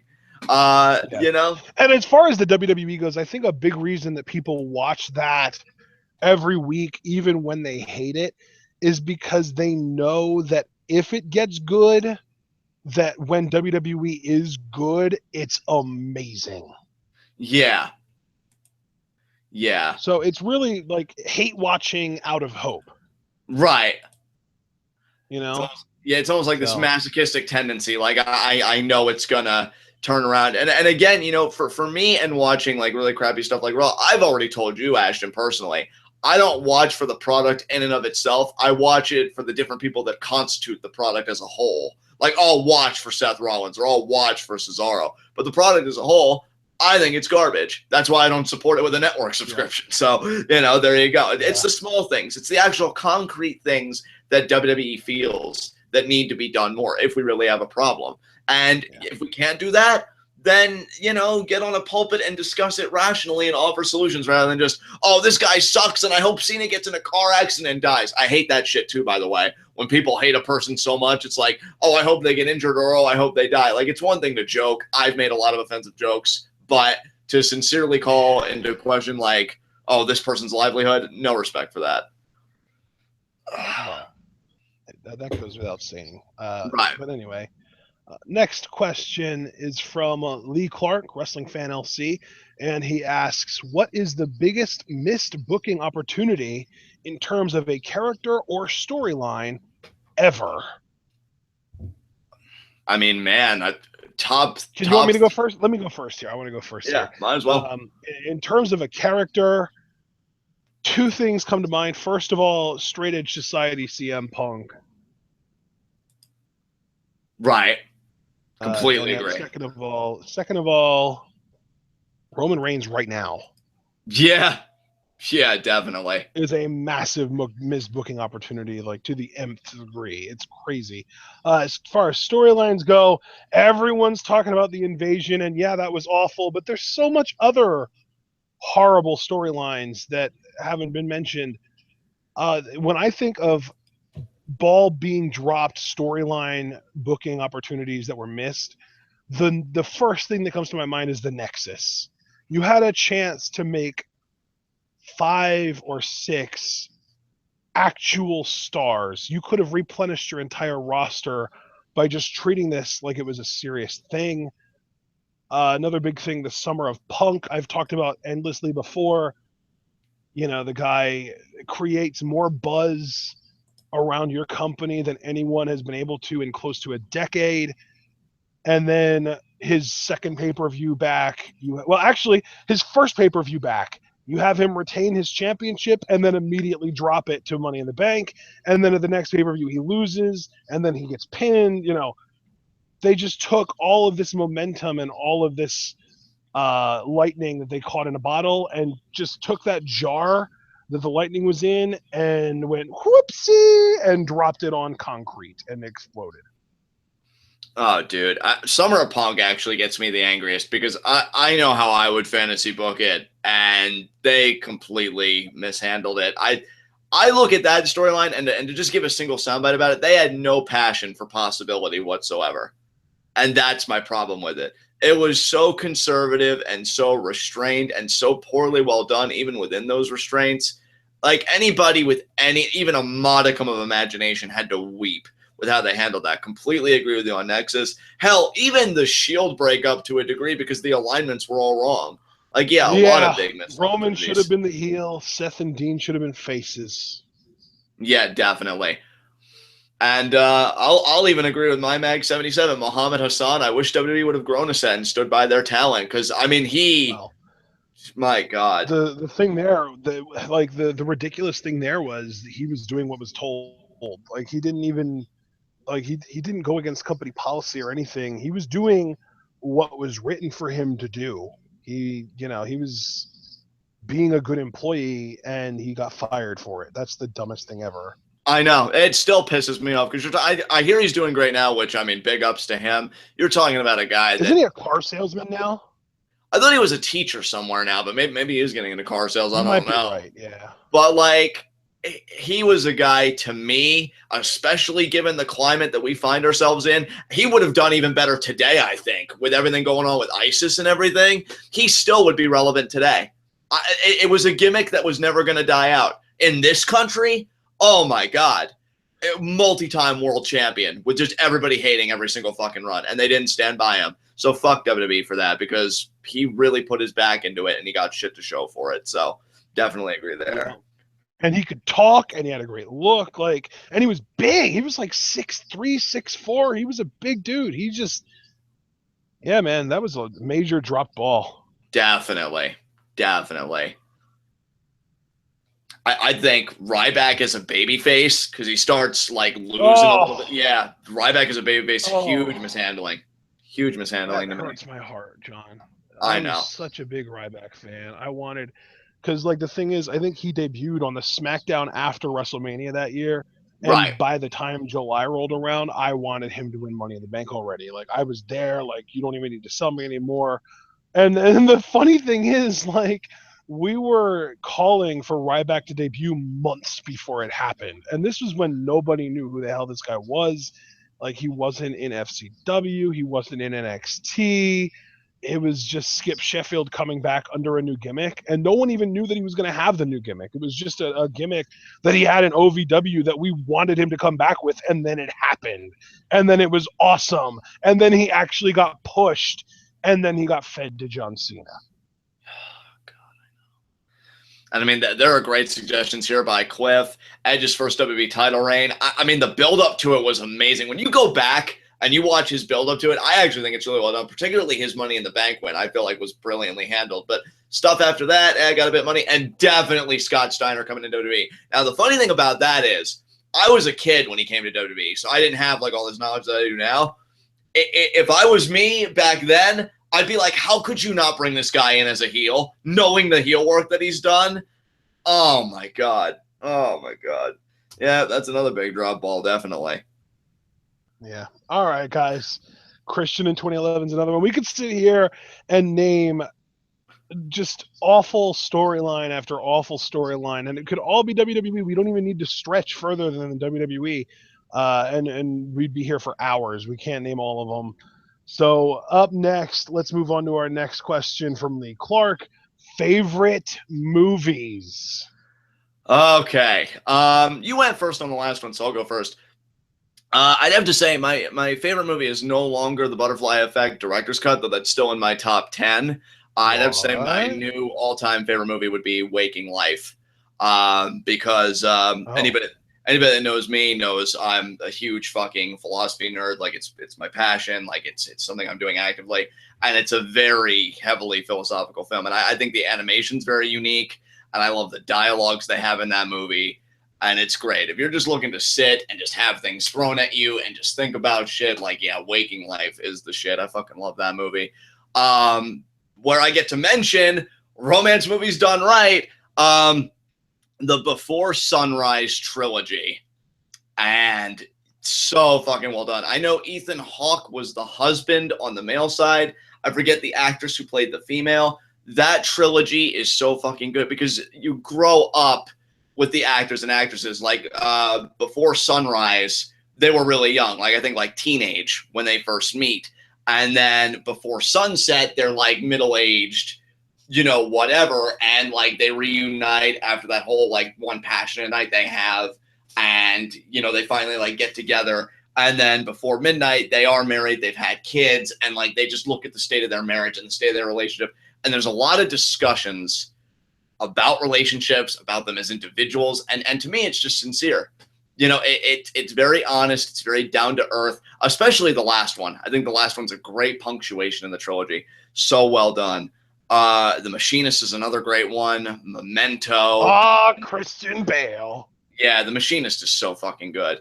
God, yeah, I could list off a lot because there was actually, when I was off from community college one semester, I actually found, because I was looking for like really deep, thought-provoking movies, and I actually found a database, and they like gave all these films from like all these different years, and I just kind of binge watched a couple, and they were so good. Dogville, which is actually part of a trilogy. I haven't watched the other two films, but Dogville, it is a long fucking film, really depressing in parts, but the ending is so satisfying. That's another really great movie. So yeah, that's a lot for me. I'm going to slow my roll here. I'm going to give it to my cohort and commentary. What are some of your favorite films? It's funny that you're listing off all of these like super obscure, like, I don't even want to call them B movies because I don't even think they have, that kind of recognition. Like, I'd be willing to bet everybody in our chat, 99% of the people that are going to listen to this will recognize fewer than two of the movies you listed. Yeah. And yet the movies I'm about to list are pretty much all mainstream successes. I think my favorite movie of all time might actually be The Big Lebowski. Not even Yeah, that is a joking. great film. Yeah. It's amazing. Someone mentioned Pulp Fiction, which is great.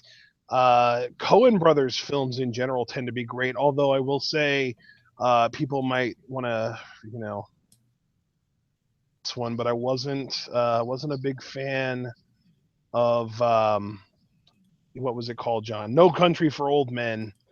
I know that's Yeah. a really popular movie that everyone loves, but I wasn't a fan of the whole false protagonist setup. I just didn't like that at all. But as far as the Coen Brothers go, Raising Arizona is solid. Pulp Fiction, or not Pulp Fiction's not Coen Brothers. That's Quentin Tarantino. But yeah, Big Lebowski, of course, Fargo. It's just amazing stuff from the Coen Brothers. And then other movies that I like to talk about being in sort of my top 10.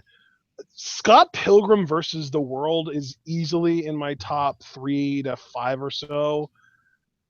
I'm also going to mention the Dark Knight trilogy is amazing. Yeah. Deadpool just came out this year, and it's probably busted into my top 10. Guardians of the Galaxy is my personal favorite Marvel movie so far. I mean, they're pretty much all amazing, except for like Thor: The Dark World and Iron Man 2. But other than that, pretty much all the Marvel movies have been amazing. Um, Oh Brother, Where Art Thou is another movie that I absolutely loved and still do love. I shouldn't say loved as if I don't anymore. I still do. It's amazing.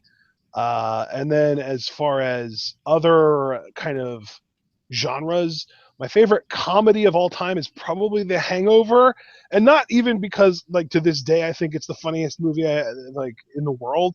Just the time that it came out and my first viewing of it, my first couple viewings of it even, I have never laughed harder at a movie than The Hangover when I saw the first like 2 or 3 times when I saw that movie. I think that's one of the few movies too that I saw more than once in theaters. Like you could probably count on one hand how many movies I've seen more than one time in theaters, and The Hangover is on that list. Harry Potter movies are also on that list, so you could toss those in there as well. My personal favorite of the Harry Potter movies is probably Goblet of Fire. I'm pretty sure it's Goblet of Fire at least. The one where, spoiler alert, Robert Pattinson's character gets killed by Voldemort is the one that I like the most. But yeah, there are a lot. Horror movies, I love Jeepers Creepers. That's an amazing one. I absolutely love the movie Trick or Treat. That's just every year around Halloween time, which is coming up, I have to watch Trick or Treat.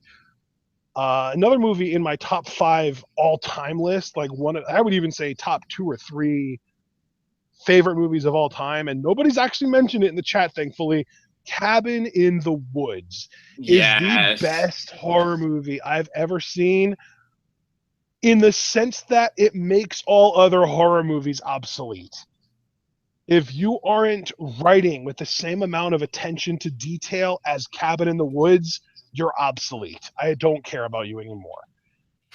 It's just the best kind of horror movie in the sense that it is not only an amazing standalone horror film, but it also stands as a satire and kind of a love-hate kind of love letter to the horror genre as a whole and the direction that the horror genre has taken over the course of the last couple decades. So yeah, I just freaking love Cabin in the Woods. So I would say my top 3 favorite movies of all time: 1 Big Lebowski, 2 Cabin in the Woods, 3 Scott Pilgrim versus the World. For me, top 3, I'd say again, Waking Life, 2, Butterfly Effect, Director's Cut. And as far as 3 goes, damn, that's rough because I mean there are a lot of movies I love. But you know what? I'll probably throw in another more obscure, very heavily philosophical film. I haven't watched it in a while. I'm actually probably due for a rewatch. My Dinner with Andre. I really quite enjoy that film. It's another dialogue-heavy film. Really good. So that'd be my top 3. And then other comedy movies. For me, if I'm making like a top 3 comedy list, just because in general comedy movies don't tend to make my favorite movies lists, because all of my favorite movies on top of something else, like Big Lebowski is funny and compelling. Cabin in the Woods is funny and scary.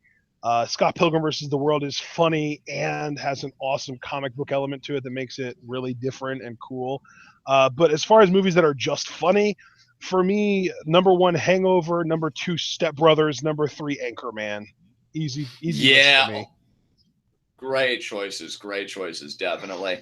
Yeah, I've Oh, got other and then ones. the last movie I'm going to mention that would probably actually be number 4 on my top all-time favorite movies list, or at the very least 5. Zombieland is the shit. Yeah, Zombieland. That is really good. I agree. So I don't think I've got. God, I love that movie. I don't think I've got any more movies that I can mention, so we can move on. Up next, we had 3 questions from Hazardous Something. First of all, what do you think of the Cruiserweight division debut on Raw? I'm going to keep this short and sweet. I think it was mishandled horribly.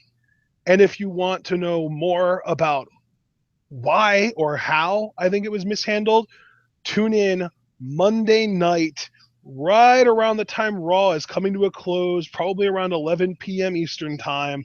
John and I will be making a topical commentary regarding the way that the cruiserweights have been treated on Raw. You're going to love it. And I'm just going to echo his sentiments because we're going to sell the product, and there you go. Okay, so then second question from Hazardous Something. Do you watch Talking Smack? Do you think it's a good show? And do you think it's a good opportunity for the talent to show / improve their mic skills? And then also they asked if the character should be in or out of character on Talking Smack. So, John, I'll let you take this one. First of all, do you watch Talking Smack? Yes. Do you think it's a good show? Abso-freaking-lutely, yes. Do you think it's an opportunity for the talent to show / improve their mic skills? Yes, definitely. Do you think they should be in or out of character? I think you could straddle the line at both. I think there are some times where you should be in character, but other times maybe it's more appropriate to be out. So I think they could play with both. All right. So I personally, I also watch Talking Smack. I also think it's a great show. And as far as talent being able to show or improve their mic skills, maybe. I don't think they're going to improve their mic skills talking without an audience. The only way to improve your mic skills is to have an audience around you. But they'll show their mic skills, I guess. And as far as in or out of character, I think it should be in character, but have little hints dropped that kind of make you question maybe it is out of character, just to kind of create that controversy. Yeah, definitely. So that's my opinion. So then we had our third question from Hazardous Something. What do you think of CM Punk's UFC debut?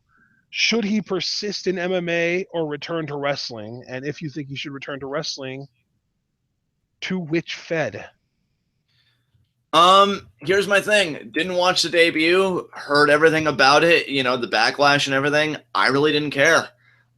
He's a guy that's going to do what he wants to do, as he should. I think that's one of the beautiful things about being human, is we all get to pursue what we want to do. That's exactly how I feel. And it's kind of funny to me that someone even asks, like, do you think he should come back to wrestling or just keep going at it in MMA? To us, like, why are you asking us? We aren't CM Punk. We don't control that. Let him do whatever the hell he wants. If he's making money in MMA, why wouldn't he stay in MMA?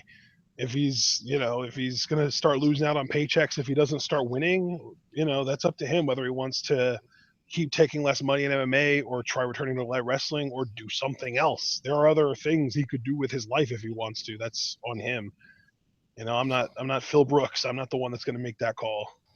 And look, and here's the thing too. I respect CM Punk to a point, but he doesn't make or break the wrestling business. I'm loving wrestling on the whole right now. I think there are a lot of great talents that are in the game. He's not. And I mean, if he would return to wrestling, I would hope that he would go to Lucha Underground, because they have a vision, and it would create an amazing amount of buzz for Lucha Underground. And I know for a fact that people have already asked Chris DeJoseph, the head writer for Lucha Underground, if he could have any wrestler on their product, he has answered CM Punk consistently anytime anyone asks that. So if Punk is even considering returning to wrestling, I would genuinely hope that he would at least strongly consider, just even if it's for like one set of tapings, just go to Lucha Underground so that they can use that name value to get some eyes on the freaking product, you know? Like, Oh, I think definitely. Lucha Underground's most recent episode had under 100,000 people watching it on the first airing, and it's embarrassing because this is one of the best shows on cable television right now. In my opinion, it's up there with Mr. Robot. It's better than Agents of Shield. And you know, the fact that it just can't draw a rating to save its life because it's on this obscure ass network that people either don't know they have or just don't have. It's sad, and I don't want to see Lucha Underground go under because they're on a network that can't pop a rating. Yeah, I'm telling you, you got a guy like CM Punk come into that temple. That's going to be the most watched episode of Lucha Underground in its history, which, And because of the hopefully he network. would stick around, because the thing with Lucha Underground that makes it beautiful is you show up over a 2, 3, maybe 4 month period once or twice over the course of a weekend. You basically work a grand total of, I don't know, like 24 days over a 3 to 4 month period, maybe like 24 to, I would say, like 32-ish days over a 3 or 4 month period. You make however much you make. The rumor was that I think Alberto Del Rio made like a few $100,000 in his appearances for Lucha Underground, and he was on, I think, like 10 episodes max. You know, like, even if that's just like your baseline, that's a pretty nice way to start, you know? Definitely. I mean, I think he would do well there. He wouldn't even have to work that often. But really, again, what it comes down to is it's his life now. He got out of the game. He's doing what he wants to do. I hear he's still working on comic books and shit. Mazel tov to you, Punk. I'm not missing him, and I'm not in Yeah. need of him really anywhere. So just let him enjoy his life. Yep. All right. And now we have 2 questions from Abel Herrera, good friend of the show. And these are actually non-wrestling related, which I'm kind of thankful for because we talk about wrestling enough. First question: do you believe there is intelligent life elsewhere in the universe, and do you think we will ever find out if there is? I personally think there is, but I don't think that anybody who is alive right now will be alive when we find out about it. Here's my thing. I'm pretty much along the same lines as you, partner. I do think there's intelligent life. What I take umbrage with personally, now I could be proven wrong down the line. That's the beauty of discovery. I don't like the anthropomorphic view of intelligent life. When I think of intelligent life, I think about like foreign bacteria or things of that nature. Maybe even That's not creatures. intelligent, though. Well, maybe even like creatures. I just don't like the human view because I always feel like aliens have kind of like this human kind of quality a lot. Like, I agree with you that, like, when we say intelligent life, it's not us saying like there are like tall gray people with big heads and big like bulging eyes that look like stereotypical aliens. We're just saying that out of the infinite universe, the odds of us being the only intelligent creatures around, just overall, is almost none. Oh yeah, I mean, I think anybody that would hold that notion sincerely, really suffering from a great degree of hubris. I can't believe that we're the only intelligent life here with how vast the universe is. Yeah. But again, Guys, I don't know, John. I think we're gonna have a listen to this song one of these days. But for those of you who are not completely anti-rap music, which I know that is a breed of person that is out there, but for those of you who aren't completely averse to rap, go look up Lil Dicky Pillow Talk, and it's hilarious and it's amazing, and it's a rap song about a dude who just had sex with a woman, and they don't actually know each other, so they're kind of starting to get to know each other, and they realize that they have some very important ideological differences between the two of them. And he's just like, you know what, we might not get along, but I'm not gonna, throw you out to the cold. You can sleep in my bed, I'll sleep on the floor, it's whatever. but the conversation that he goes through with his verses just blows my mind. And part of it actually does talk about intelligent life in the universe, and his side pretty much expresses how I feel exactly. So go look it up. I'll type it in the chat just in case I cut out or it was difficult to understand me, or if you just want to copy and paste. There you go. Yeah, I think that's all I have to say about that question. So what was Abel's second question? The second question was, what are some of your favorite conspiracy theories? Well, I'm a sucker for the JFK assassination. Was it the mob? Was it the government? Whatever. So that's always a good one. Wasn't Roswell a conspiracy theory? What was the one, like Santa Fe, New Mexico, I believe it was, right? There was a conspiracy that is UFO Roswell. landing. Or Area 51. Yeah. I mean, that's obviously a classic. Me personally, as a kid, I'll tell you what my favorite conspiracy theory was, if you even want to call it that. I'm only calling it that because it was a part of this big book of paranormal stuff that I got as a kid. Always been fascinated with the lost city of Atlantis. Like that's definitely one that holds a childhood sentiment in my heart. That's cool. That's cool. Yeah, Atlantis, definitely one of my favorite ones. I think too, because it even has some philosophical connections, which I found out when I got older. So yeah, definitely Atlantis, I think, is my all-time favorite the more I think about it. So what about you? Yeah, I mean, I personally, the one that I don't really even think about it anymore, so it's not like I'm one of those people that like obsesses over it, but the one that just always kind of struck me the wrong way was the whole, like, how did a plane crashing into a tower cause it to fall at free fall speed, which is like similar to like controlled demolition with the 9/11 stuff. But there was a point in time a few years ago, like I would say from the time that I was like 19 to 22-ish, 23 maybe, and I'm 26 now, so 3 to 6 years ago maybe. But maybe not even that recently, maybe 4 or 5 years ago to 7 years ago, I would say. There was a time that I was really like kind of discovering not only myself, but starting to discover just how kind of corrupt the world was. And I really was kind of delving into the conspiracy theory stuff, and like, 9/11 and religion and all this stuff. And JFK is another one, like JFK and Abraham Lincoln having their assassinations be so similar and so many connections between the two always kind of irked me and weirded me out. But then, like, also you realize that Abraham Lincoln wasn't quite as good of a guy as he's made out to be. He was kind of an asshole.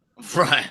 And then, like that kind of stuff, like my sort of naive view of the world was, oh my God, all these connections. I've got this figured out, but nobody else does.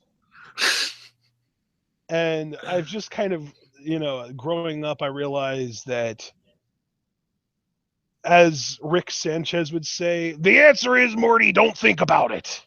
Exactly. Like, that's just, and the same thing with the election this year. Like, yeah, Hillary's winning because she's going to rig the election the way that she rigged it against Bernie. But there's nothing we can do about it. So why even bother letting that cloud your mind space? You know what I mean?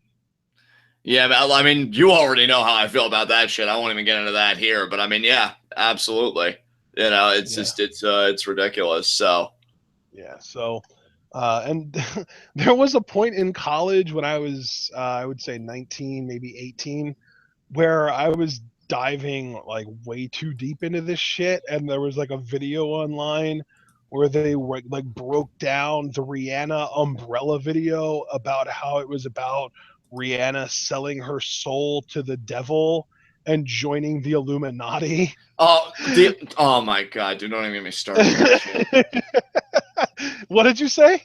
I said, don't even get me started on that shit, because you mentioned that music video. The one for me about the whole Illuminati shit, Run This Town with Jay-Z, Kanye West, and Rihanna. It's like, oh, you see how they're making the pyramids? You see it? Shut the fuck up. Yeah, and the thing is, like, there are a lot of people, and I like, the Illuminati, the funny thing about the Illuminati is there was an actual Illuminati in like the middle 1800s, and it was a bunch of old white-haired white people who were all rich and wanted to take over the world, but they're all dead by now. Right. And they didn't actually, obviously they didn't succeed. And now like people think that like Jay-Z is in the Illuminati and like Kanye West and Beyonce and all these people, and it's like, dude, if they were in the Illuminati, they'd be so much richer than they actually are. Because like they have money, but they don't have money. Like they're rich, but they're not wealthy. Yeah, and if Kanye was in the Illuminati, you'd fucking know about it. I feel like that goes into I'm running this shit. I am the eye of the pyramid. Yeah.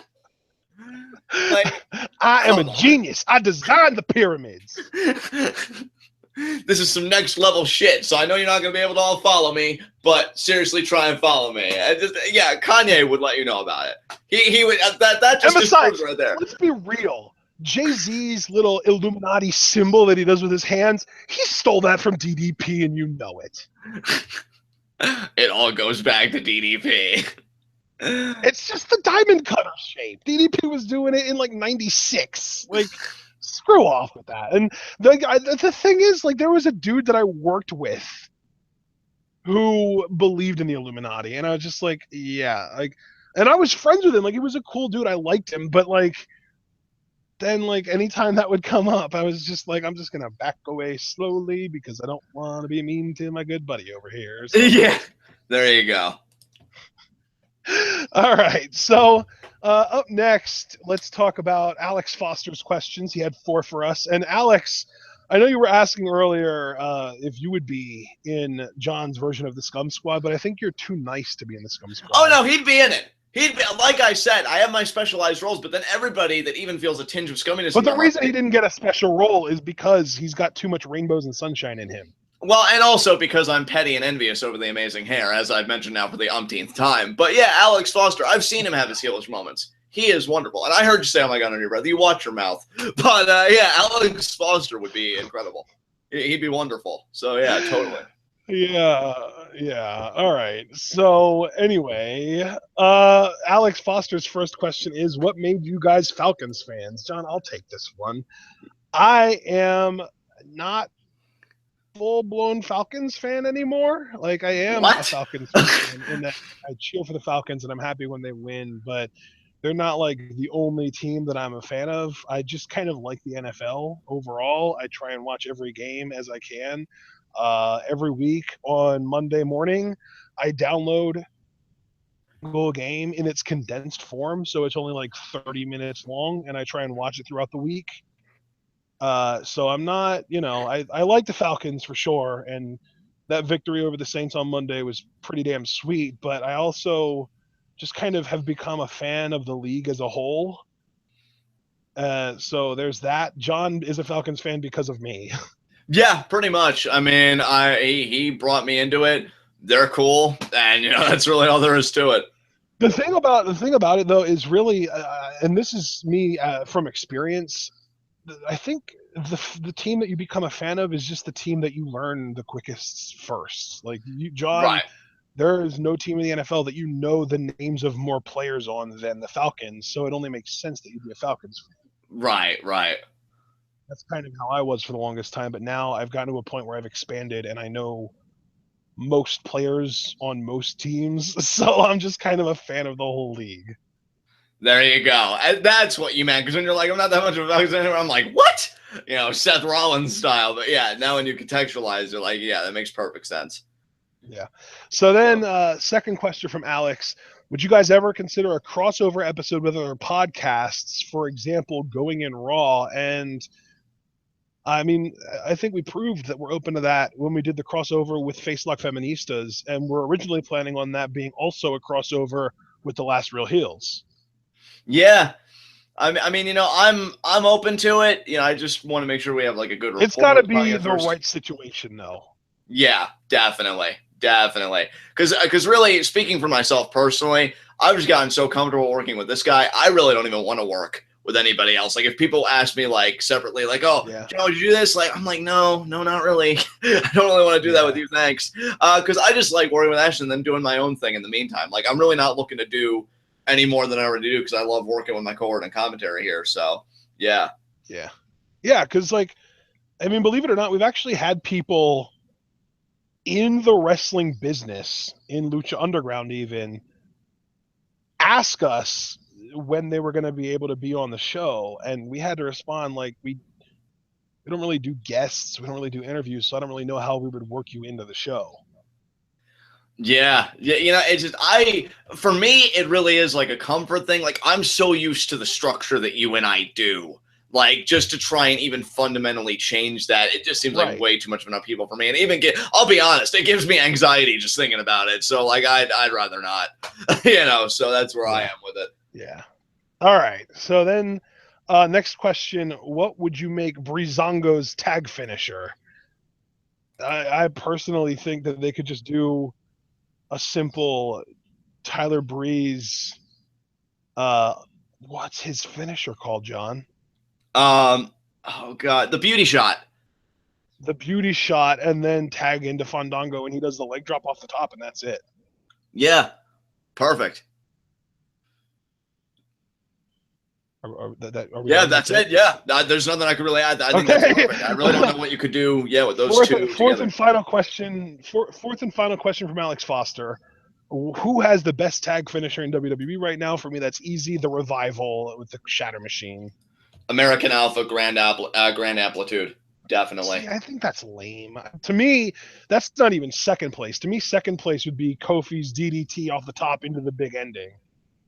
Yeah, I mean, Grand Amplitude has grown on me, and really, I'm liking the stuff the Usos have been doing lately. I think that would be my number two, the super kick to the leg isolated, and then the Tequila Sunrise. Like, that's good shit. Oh, the Tequila Sunrise is so cool. Yeah, heel Usos, man. Holy shit. So yeah, that'd be my top two right there. It's crazy how far they've come and how much of a 180 they've done with us. But anyway, up next, we had a question from Daniel McGrady. And his question was for you, John. When the day finally comes that Mundo wins the Lucha Underground title, will we see a video of your reaction? No, you will not.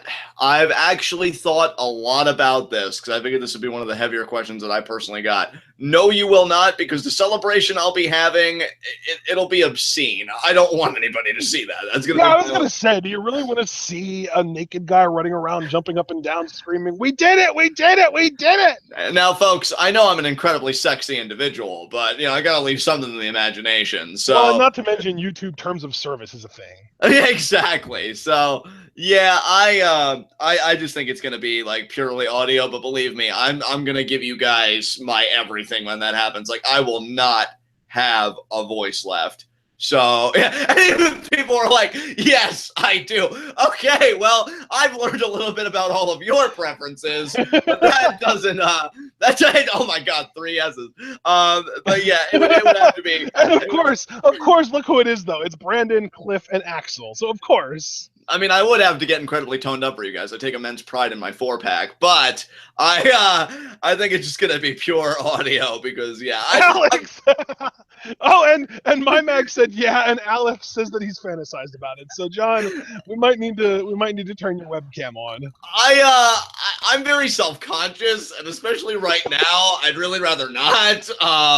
So just make sure that you trim your beard and get a bath that day, and we'll be all good. I mean, I guess you guys are really putting me in a tough spot here, but yeah, I'll say it like this. I'll say it like this in all sincerity. Right now, in this moment in time, it would be no, because I know me. I know I'm very self-conscious and everything. But with something that immense, your mind just goes and you do crazy fucking shit. So in the moment, in the heat of the moment, you might just see it. So yeah. And I'm just gonna let you guys know that if and when that does happen, I might even mute my mic because that's gonna be his moment. I don't want to ruin that for anyone. Oh my God! Yes, Cliff, you guys are making me blush. Jesus, but yeah, that's my answer to that. Ooh, jeepers! Please take me out to dinner first.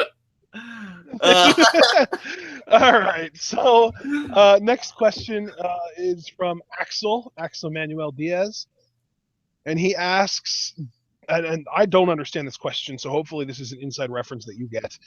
Does the C4 women's faction uniting with the Bullet Club make the Bullet Club the most dominant group in wrestling? Okay, this is where I failed Axel as a person, and I am sorry because I was meaning to do my research on this faction, but I never got around to it. So I'm just going to say yes, because if the Bullet Club is like that inclusive. Excuse me, they don't have what it takes to compete with Worldwide Underground or Los Ingobernables, no matter who they add to their faction. Okay. Let's all simmer down here for a second. Man, I am personally offended that you would even go there. Okay, look, mind your tone, all right, and let's talk about it. And no, I love Bullet Club. I mean, Ashton does have a point. Worldwide Underground is killing it, and Los Ingobernables stay home. Cliff has a great point in chat. Captain New Japan is in Bullet Club. They are never going to be the most dominant faction in the world as long as that can be said with a straight face and be true. Can somebody, since we've already referenced chat so much, can somebody please give me context for how that fucking happened? Because I had it penciled in that I was going to laugh at that. I'm telling you, man. Balor called it when he was Fergal Devitt in the Bullet Club. Captain fucking New Japan, get the fuck out of here! I love it. Yeah. I mean, yeah, I had him penciled in as that sorry shit stain I was going to laugh at for the rest of his natural born life, and yet now he's Bullet Club, and he betrayed Yoshitatsu, who seemed like the angrier of the two in the tag team. Captain New Japan betrayed him, which means Yoshitatsu by default needs to kill himself. There is just no worse you can do. There is no worse you can do. So yeah, you know what? On that thought, because you just reminded me about Captain New Japan, fuck this Bullet Club, man. Kenny, what are you doing? You need to talk to these people and be like, this isn't the NWO. You just don't give anybody a shirt. I think that's why they're separating themselves as the elite from the rest of the club. Right. I don't know. Damn anyway. Right, they're elite. They're not touching that shit. Captain fucking New Japan, get the fuck out of here. Oh, my God. So we have 5 questions now from PW Gregory, Paul William Gregory on Twitter. And he is awesome. And he was a part, I believe, of your special ranks in the Scum Squad. So that maybe holds a special place in your heart. All 5 of his questions are for both of us, so we're back to that. What are your favorite and least favorite wrestling moves of all time? Going from favorite first, Canadian Destroyer, Starship Pain, Crossroads, again, Ember Moon Stunner, Chris Jericho's Codebreaker, RKO, Sweet Chin Music. I mean, yeah, moves like that. I'm just going to start. Oh, and of course, I'd be remiss if I didn't mention the Crippler Crossface. So, yeah. Of course. So, what about some of your favorite holds? Or moves? Well, I think that I already mentioned my favorite move right now is the Rainmaker, so we have to include that. I'll also mention regarding New Japan, I freaking loved the Shotenkai, Goto's finisher, that he didn't use nearly as much in this year's G1 that he used to win a lot of matches last year.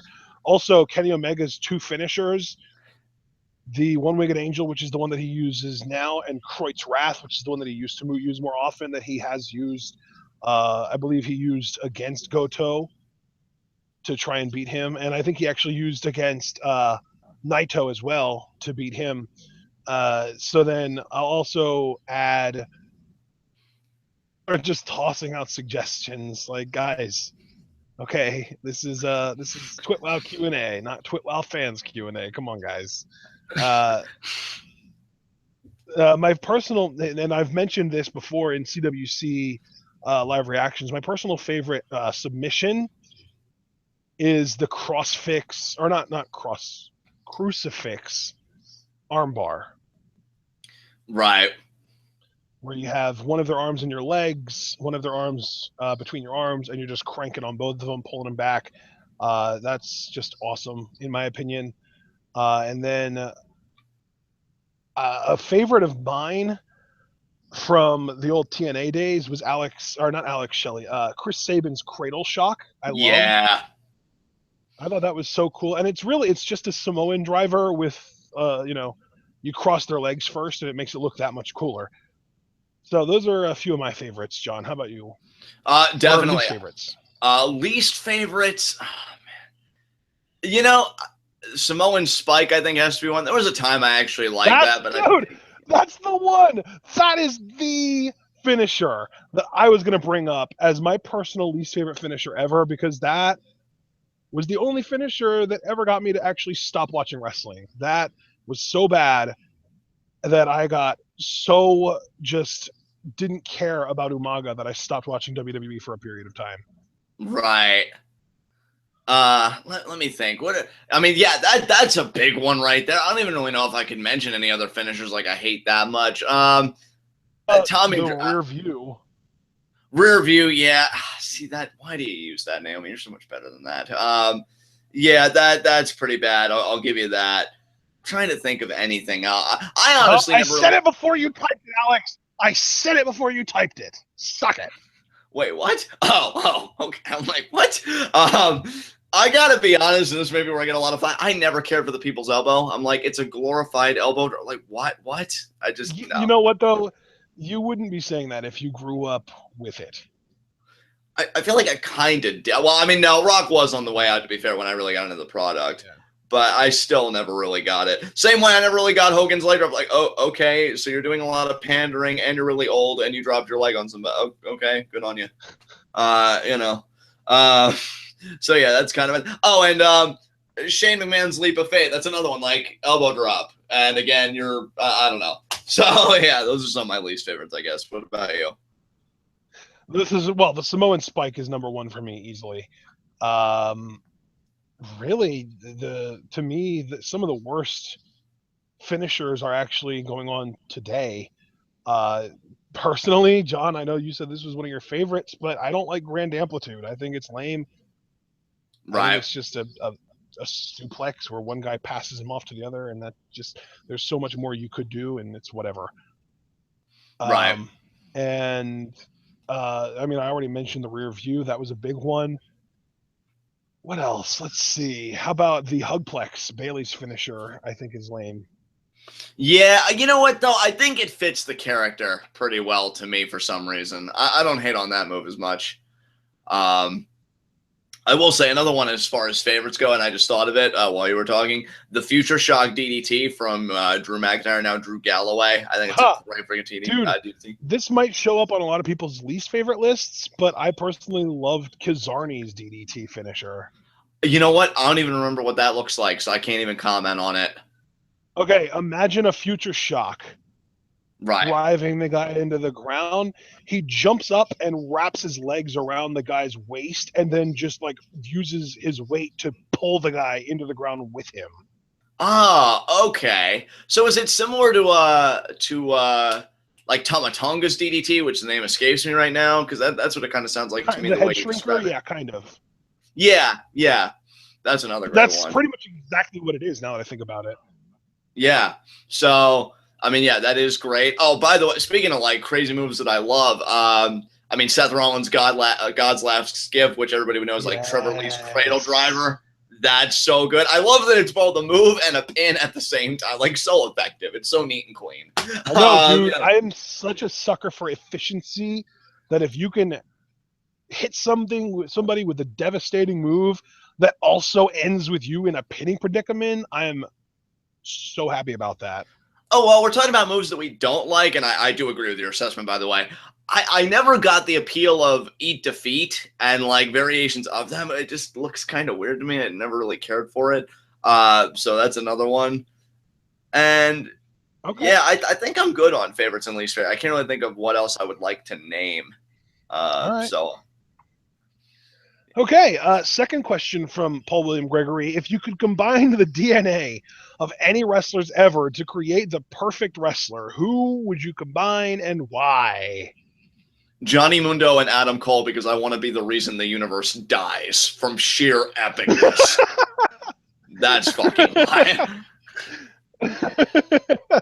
Okay, so combining DNA. All right, well, since it's always healthier for the offspring. Now this is probably gonna set some people off.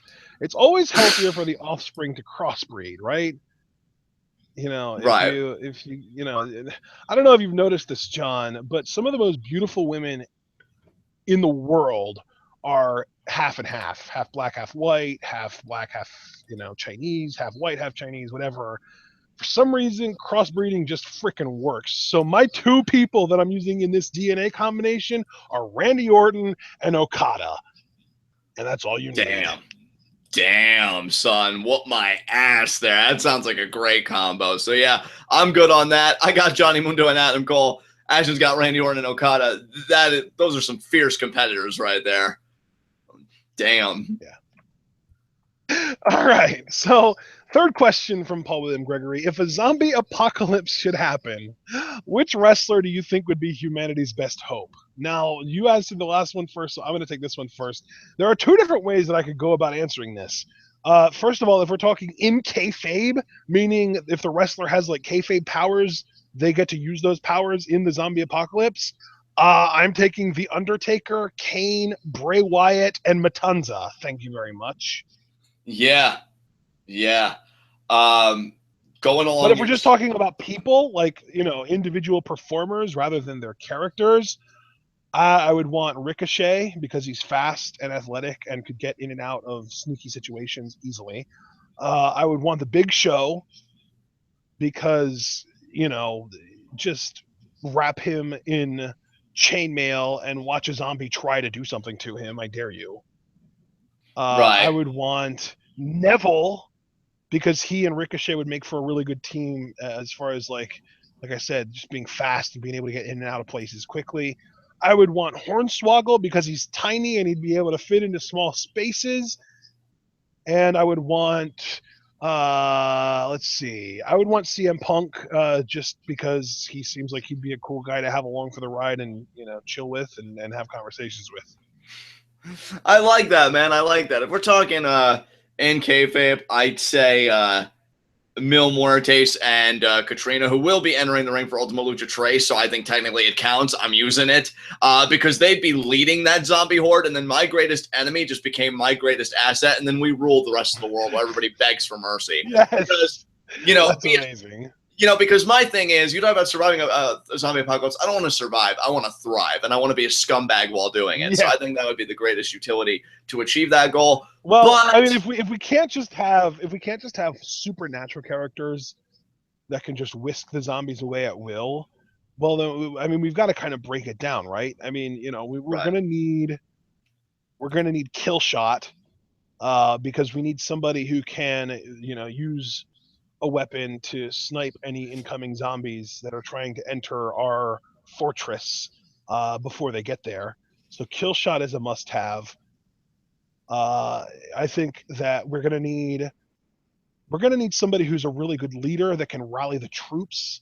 So I'm gonna say Seth Rollins for that role.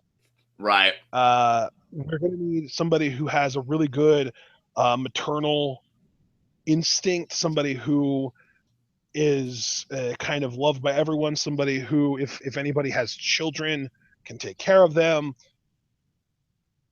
Best route there is probably Bailey. Right. And then we're going to need somebody who is like a can-do-it-all kind of handyman that can learn quickly and, adapt and that kind of stuff. And for that, I think I'm going to go with, let's see. This is a tougher one. But I think, what do you think here, John? Kane! There you go. Nobody has adapted more over their careers than Kane.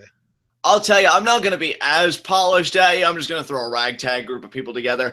John Cena immediately came to my mind, and not for the reasons you might think. I look at him as an asset in a zombie apocalypse because of all of his material wealth, particularly his car collection. We could all be dispersed cars and have a good way to maybe escape the apocalypse or take safe refuge. Plus, with all of his material wealth, I don't know where money would hold up in a zombie apocalypse, but it's got to hold up somewhere. Cesaro, John, if we're looking for material wealth, the man to go to isn't John Cena, it's Vince McMahon. Yeah, but he's also really old. John Cena is at least still youthful, and I think has some power game going for him, so it's multifaceted. You know what though, John? The problem with your logic there is that power game isn't really going to help you in a zombie apocalypse. You need to be able to move and be quick and elusive. And John Cena is really strong, but he is one of the least elusive athletes I've ever seen. Like the way And that I he could runs, like concede he that doesn't to even you. run; he waddles.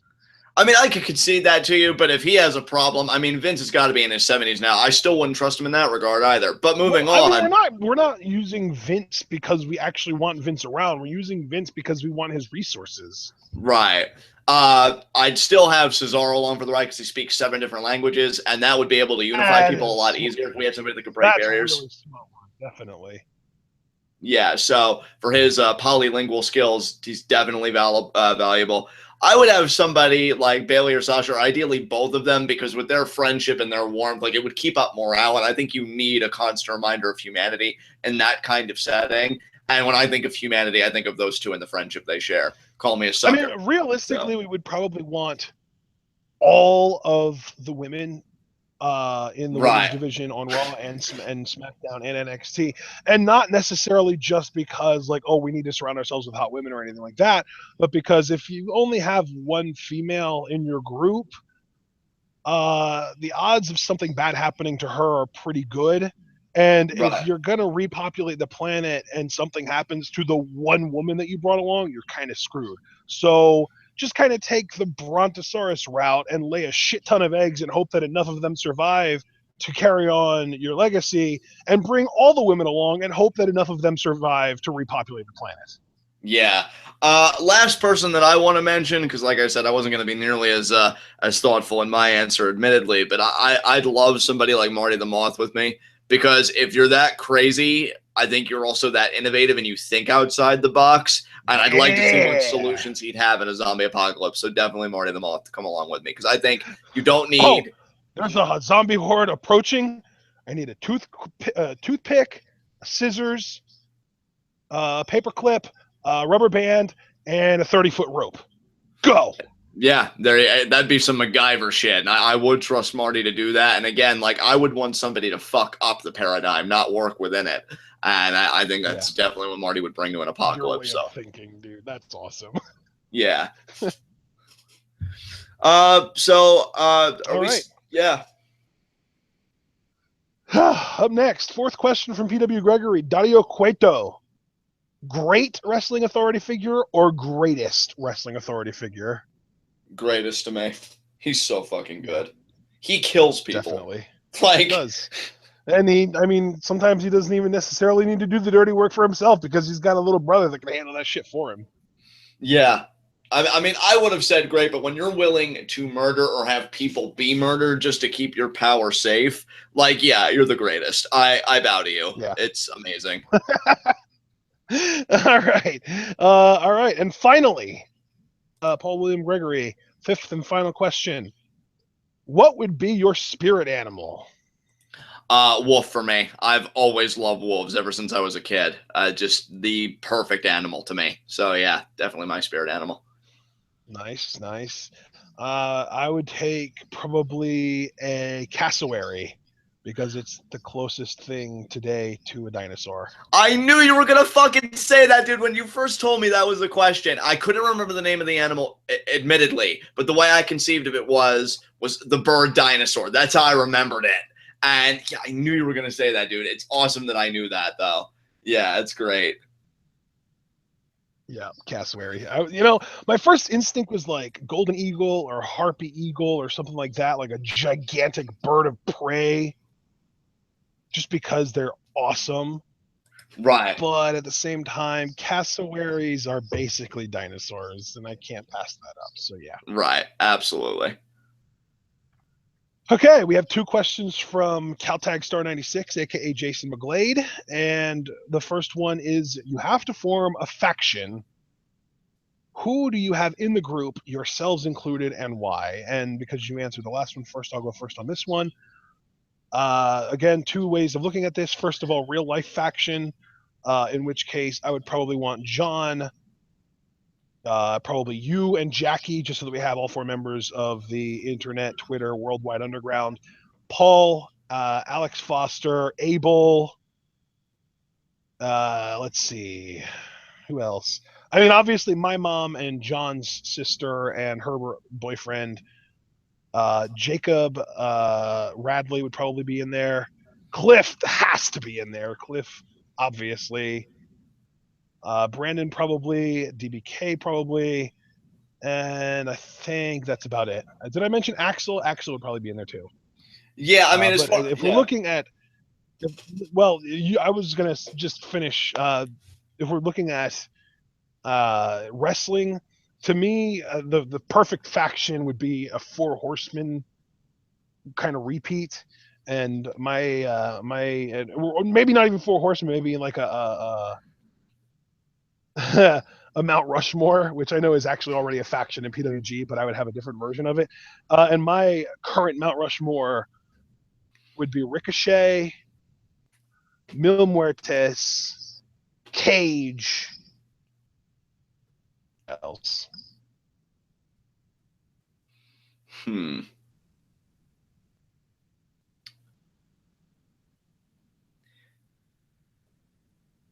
Not sure. Are you thinking, John? I was trying to think of names. Wait, because didn't you say you had more names you wanted to add to your Mount Rushmore, or did you cut out? I didn't know if you passed the buck to me or you were still thinking. I was trying to help you think if you were still answering. No, or are you asking? I said Prince Puma, Mill, Cage, and then the 4th one was AJ Styles. Oh, okay. You know what? You had a cutout. You know what? You said AJ Styles, and I think you cut out, and it sounded to me like I'm not sure. So I was trying to help you. It seemed like you were in a rough spot. My apologies. As far as real life action, I would echo your sentiments about all the names you listed, but I would also add my friend Angel, very close to me, and James. Freaking love. There's your shout out, asshole. So yeah, he would definitely have. He didn't even ask a question in this Q&A. Yeah, John, how dare he? You want fucking shout outs and you don't even participate. Suck this dick, bitch. You'll like that, I'm sure. And as far as a wrestling faction, personally, I was just planning on attaching myself to Worldwide Underground and telling all of you to suck my balls. But I don't think that's necessarily a good look. I mean, Worldwide Underground is better than Mount Rushmore. Yeah, I mean, you're not even wrong. I think, though, if I was to put together, like, just a faction, you know what? Just because I'm I'm a nerd at heart, and I love people that wear their nerdiness openly, I would do a video game faction of TJ Perkins, Kenny Omega, and Xavier Woods. And, maybe just tack myself on there. And Sasha Banks. And Sasha Banks. So, yeah, then you got the female element, and it's a nice, clean number of 4. So, yeah, I'd do a video game faction. Sasha, Xavier, Kenny, and TJ. I think that'd be amazing. That's cool. All right. Second question from Jason is, if you were both in Lucha Underground, how would your intro segment / vignette play out? I should go first on this one, right? Probably. Well, because of the character I most love to play on TWitWoW, Pro Wrestling's taking over Facebook, I would love to be like in this study surrounded by all these books. I'd probably be reading like Plato or some shit, have a corncob pipe in my mouth, and then just be. Oh my god, this character's already so pretentious. I know, right? It's perfect. It's quintessentially me. And yeah, I would just talk about how much smarter I am. Than everybody else, which isn't even that far off, and how I would bring in enlightenment to the temple. And yeah, that would be my vignette. And then, you know what? Basically, Damian Sandow with the volume turned up to 11. Yeah, definitely. And honestly, I'd end the vignette, because I thought about this too. I would take that book and I would thwack somebody in the face with a really cool sound effect, and they'd be knocked out. And I'd be like, yeah! And then, John, coming to Lucha Underground. So that'd definitely be my vignette. Oh my god. I just imagine you reading, and then the camera pans out a little bit, and you look up at it and give it a little wink, and then you shut your book really hard, and there's been somebody in the background trying to creep up on you this whole time, but you know about it because you're John and you're smarter than everyone else. So as they go to grab you, you get out of the way, and then because they're prone, because they just lunged at you, you just smack them in the back of the head with the book, and it knocks him out, and then you walk away, and as you're walking away, you reopen the book and continue reading like a boss. Dude, that's perfect, but because I'm me, right? And if we want to make this authentically me, I just thought of something, because if there's one thing about me that I both love and hate simultaneously, it's the cheese. So I would hit them with I would read you would it. hit him Right? with the book, and then when you realize you actually knocked him out, you would have this big jolly, yeah, and then you walk away. Here's the thing: you're not far off, because I would read the book like you said, and then I'd look up and I'd say, "Huh, I guess knowledge really is power," and then I'd laugh and initiate a freeze frame with an '80s soundtrack. Yes, that's good. That's the vignette. Okay. Yes. Oh my god, that is amazing. All right, so oh my god, that is too good. So for my character, and I've submitted this character on Playtoff, but it doesn't actually seem to have, actually been done at all. I imagine a character that's kind of a hybrid between Slender Man and 2015 G1 Climax Naito. Oh, dude, what? The character, and I could actually pull the character off because, like I said, I'm 6'6", so just being tall and intimidating. So the character enters, and they're wearing a black button-down blazer suit, black dress pants, black from neck to toe, and then like a black hood, like a ninja garb almost over their head with a white mask on. That's kind of like sort of those masks where it's like one of them's happy, one of them's sad. They look kind of like clowns. Yeah, I get what you're saying. I think, yeah, it would be like a happy mask, so it just looks really happy all the time. Once I get in the ring and the bell rings, like I would wait for the bell to ring, and then I would take the hood off while holding the mask up to my face still, kind of like what Asuka does sometimes. And just take the hood off and then slowly remove the mask from my face. I'm completely stone-faced, and it's just kind of this big silent, and because it is Lucha Underground, obviously I would have mystical powers because Slender Man, I would probably be able to teleport. And yeah, that's just kind of the character. So for a vignette, I would probably be kind of to the same tune as Chris Jericho's return vignettes in 2012, or like a Wyatt family kind of thing, where you just like see like a picture of the woods, and then it like it cuts out, and when it comes back, you see me standing there behind a tree, like creepy as hell. And then like the camera would flash, and each time I would get closer, moving behind trees that are like one step closer to the camera before the final flash. My face with the mask on is in the camera's lens, and then it just kind of fades to black, and then it says so and so coming whenever. Dude, I love the layers that has. That sounds fucking amazing. Holy shit! I've always been a mark for like horror gimmicks in wrestling. I don't blame you, dude, because that's the beauty of wrestling, right? Is you don't have to stay confined to reality. That's what I love about Lucha Underground. We have fucking time travelers and dragons in Lucha Underground, Exactly. So, yeah. And hey, maybe because I have teleportation abilities, maybe I'd be able to mingle with Katrina a little bit, and I wouldn't complain about that at all. Absolutely, my man. There you go. Good stuff. Yeah. All right. So that was the final question from Jason. Let's move on to Kid Coheed, who submitted questions via Twitter. I can't wait for these. I can't wait for these because he said in the chat when we called him out, I'll fucking do it now. So I can't wait to see what he brought. All right. So the first question was for me. He talked about how I've made references to fighting games in the past, and he wanted to know what my favorite fighting game is to play and to watch.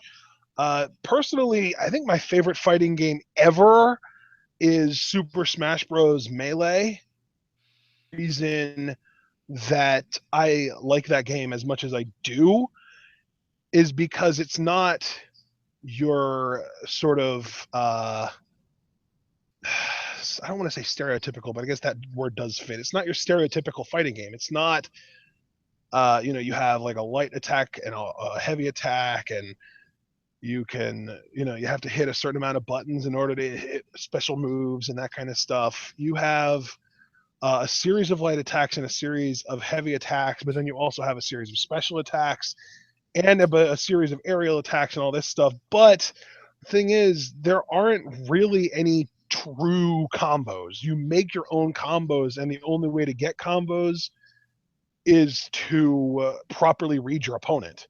It's so different than any other fighting game out there because it really is a sandbox fighting game, which doesn't really exist anymore.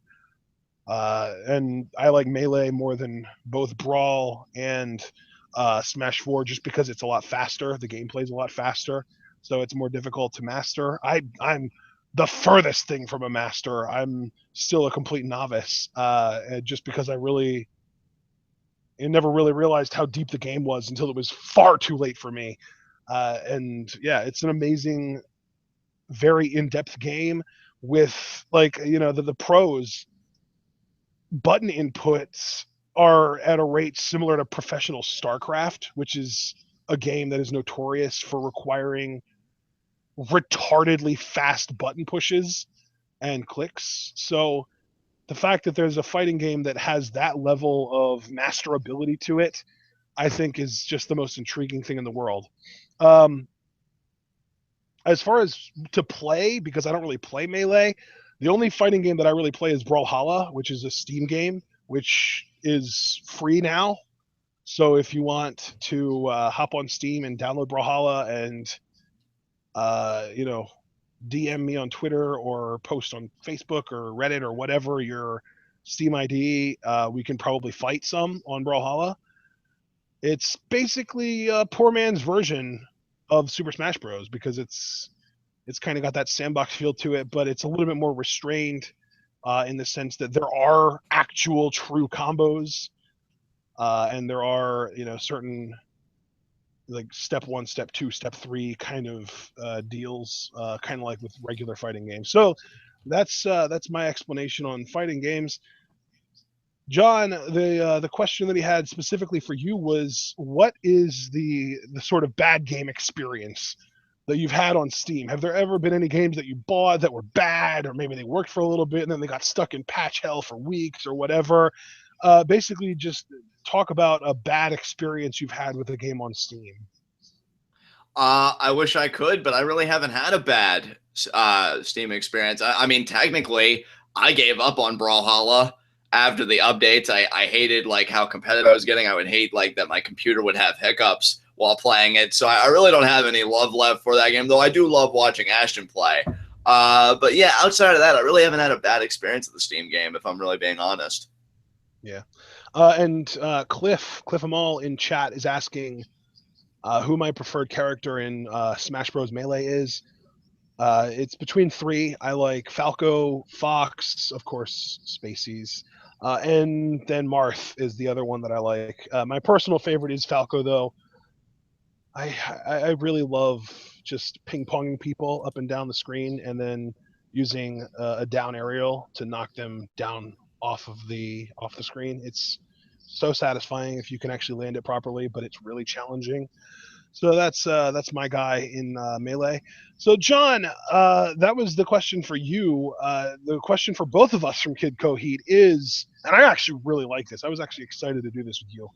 Reorganize the WWE pay-per-view schedule to fit your preferences.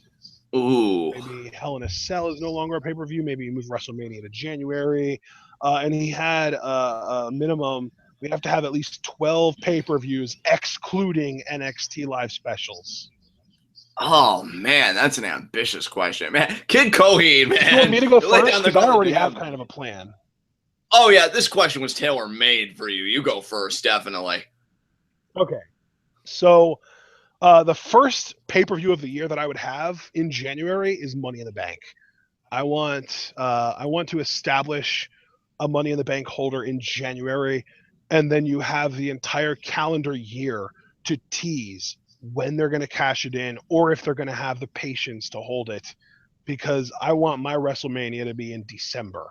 The end of the year for the calendar is also the end of the year for the WWE, and WrestleMania happens December, right before Christmas, because obviously then they can use the Christmas and New Year's weeks to have the Slammy Awards and to jerk themselves off about how awesome they were that year and all that shit that no one cares about.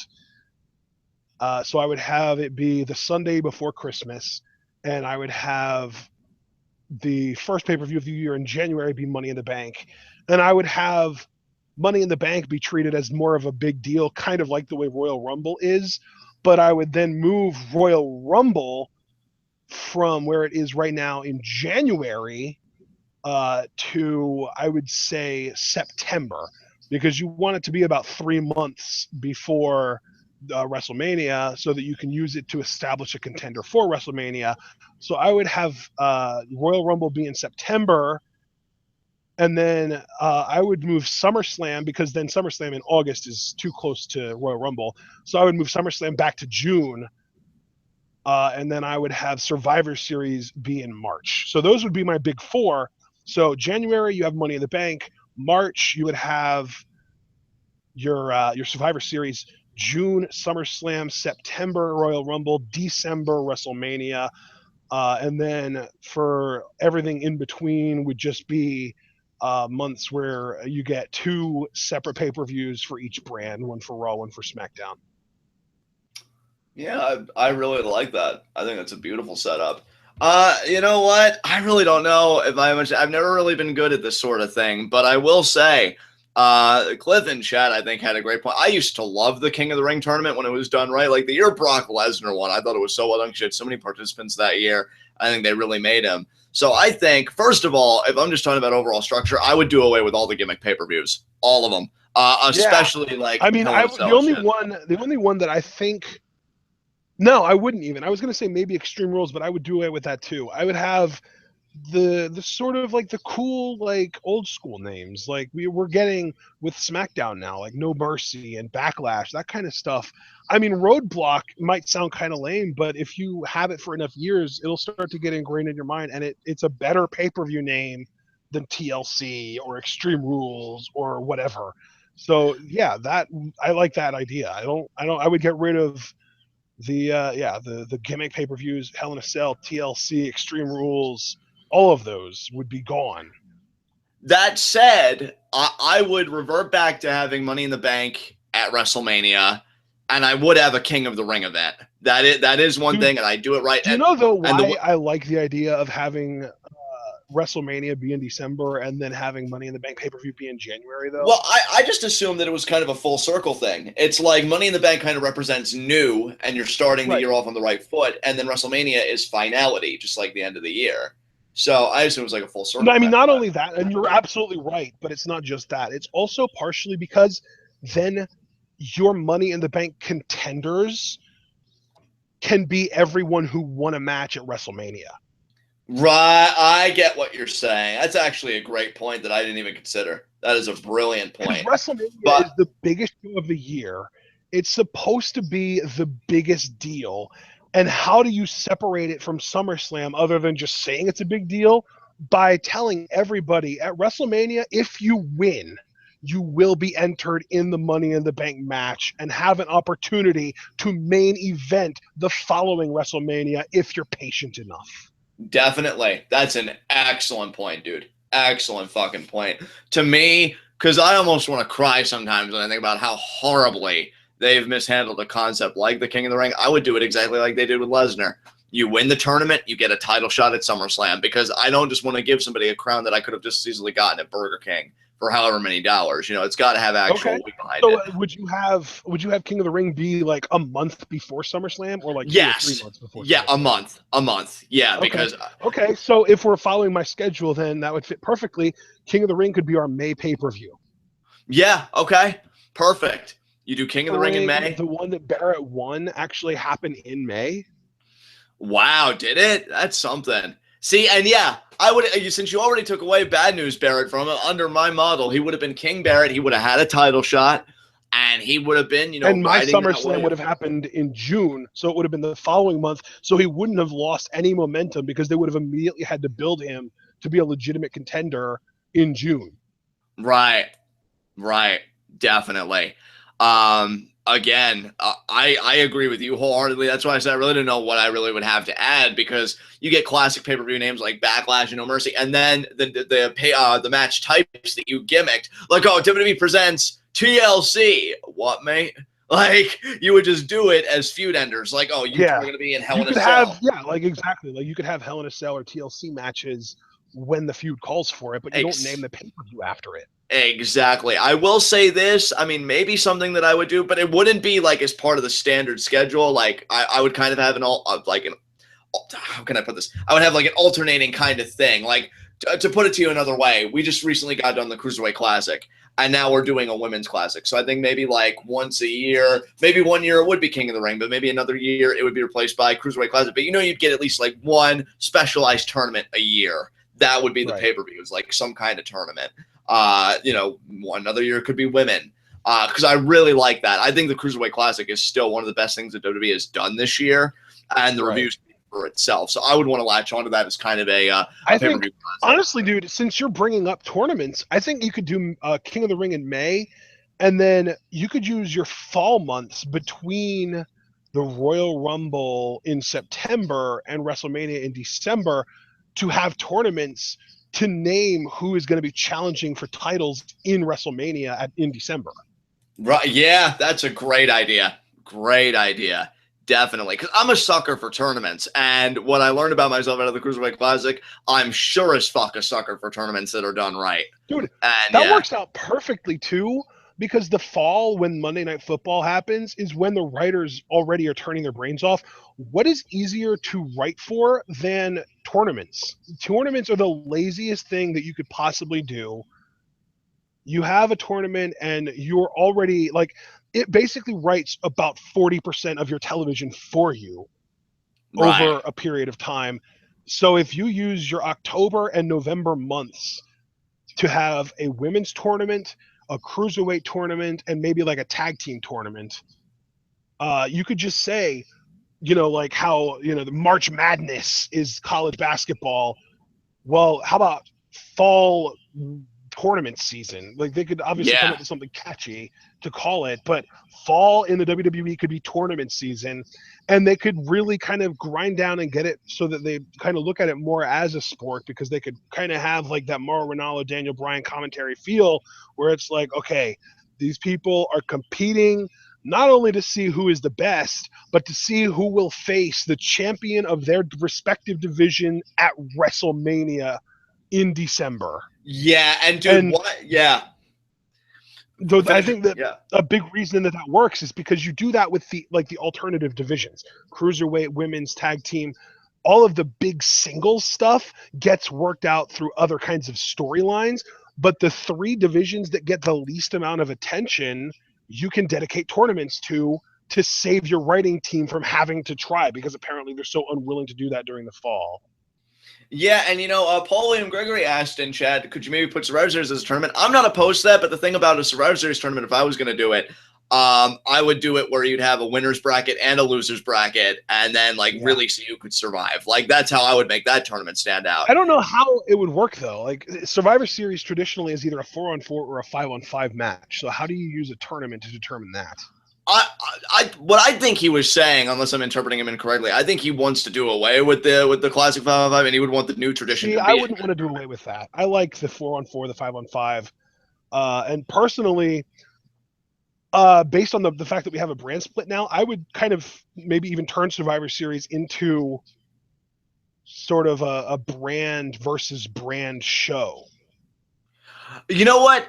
Here's my thing, dude. I'm picking up everything you're laying down, but I think my problem with those Survivor Series matches in recent years, as opposed to like when I was growing up with them, I'm not saying you have to do it for every Survivor Series match, but at least for like the really big ones, like you said, the brand versus brand, you need to incentivize it. So like if I have Team Raw versus Team SmackDown, I'd say the winning team, that GM, that they get like the number. What was that? Say that again. the winning team's world title match main events WrestleMania that year. Yeah, something like, yeah, that's perfect. I was going to say winning team, like, you know, that brand gets the number 30 entrant in the Royal Rumble, something like that. You need to incentivize it to me. So, yeah. I mean, so that we have an individual prize, you could say that the person, you know what you could say? Since there's no way it could be more than 5 people, you could say that the people left on the winning team. In other words, everybody who does not get eliminated in their respective Survivor Series match will be slotted in at the end of the Royal Rumble. So say 3 people from SmackDown survive and eliminate everyone from Raw. Those 3 people would be 28, 29, and 30 respectively in the Love Rumble. it. Love it. Because, yeah, I'll tell you, one of my favorite Survivor Series, I believe it was 2004 when it was Team Bischoff versus Team Austin. And when Team Austin lost, now this is the difference with your idea. You're only gifting survivors, which I like. I actually like that better. But Bischoff said, well, because you guys helped me eliminate Stone Cold, you all get Survivor Series favors as individuals. And Randy Orton used his to get an Intercontinental title shot. Christian used his to save Lita's job. You know, it was very open-ended. And I really like that. Because, that's cool. Yeah. I definitely think you need to do something like that. Definitely. But I do, again, like your approach where, well, you shouldn't be rewarded if you lost, the people that were able to gut it out and win, because then that creates a hierarchy too, which I think you want to do in wrestling anyway. You know, like it just shows like these guys aren't on equal footing with these guys, or this guy's getting built up. So I really like the way that you approached it. I'd be down for that. Yeah. So hopefully that sufficiently answers your question, Kid Coheed. And I love that question. That is probably my favorite question that we've ever gotten in one of these Q&As. That was a lot of fun. So then we got another question from Jacob Cass. Which of the 7 ancient Aztec tribes would you be a member of? I mean, personally, it only makes sense that I'd be in the Bull tribe. Hey, you know what? The Moth tribe, because I have my pretty insidious and insane the moments. Dragon tribe, John. You know, maybe, but I just have an affinity for the Moth tribe. That's what I'm going with. That's what I'm feeling. Oh, I'm digging it. You just want to be a spoiled rich kid. Well, no, I want to be a spoiled, insane rich kid. Like, knowing the mental imbalance of those people, I'd fit right in because they'd be like, hey, do you want to go torture this person and flay the skin off their back? Absolutely, let's do it. You know, like, yeah, it'd be a pretty sick and sinister time. So, yeah. I love it. All right, that's a great answer. 5 questions now from MZRC10, and all 5 are for both of us. First is, how do you like the idea? You know what? He actually, I have to go to the comment section of the video because he actually posted an idea Mundo to win the Lucha Underground Championship from Matanza. So I'm going to read this scenario, and the question is, how do you like this idea, John? Okay. Let me get over to our comments on YouTube. Down to MZRC10's comment, and there it is. Here we go. Mundo wins Gift of the Gods from Sexy Star within the next couple weeks, pre-Aztec Warfare. The week before Aztec Warfare, somehow it's decided that Matanza will go into the match number 1, either because Dario is cocky that Matanza will beat everyone or something else. I haven't really worked that out completely. At the end of that episode, Mundo enters Dario's office, and all we see in the vignette is Mundo saying to Dario that they need to talk, and the episode ends. Aztec Warfare takes place, and Matanza wins the match from number 1. He's mostly dominant, but he takes a good amount of offense like we've seen him take in the Dial of Doom matches and against Pentagon Dark. Still, it doesn't seem like he's in danger of losing until the very end, but he does prevail in the end. The match ends, but Mundo comes out with Gift of the Gods and announces that the discussion he had with Dario was that he was going to use Gift of the Gods after Aztec Warfare ended. He fights Matanza, and because Matanza went through all of Aztec Warfare, he's weakened, and just enough that a fresh Johnny Mundo is able to beat him. Good or too Money in the Bank-esque? Okay. I'm going to answer this 2 different ways. One as the Johnny Mundo mark, and one as a more objective guy. As the Johnny Mundo mark, obviously I love it. You guys got to understand, and I say this with all sincerity, I have no pride. Like, he could be awarded that championship in a cinematic, and I would celebrate like he won the thing in an all-night long match. Like, however we get there, I just want us to get there.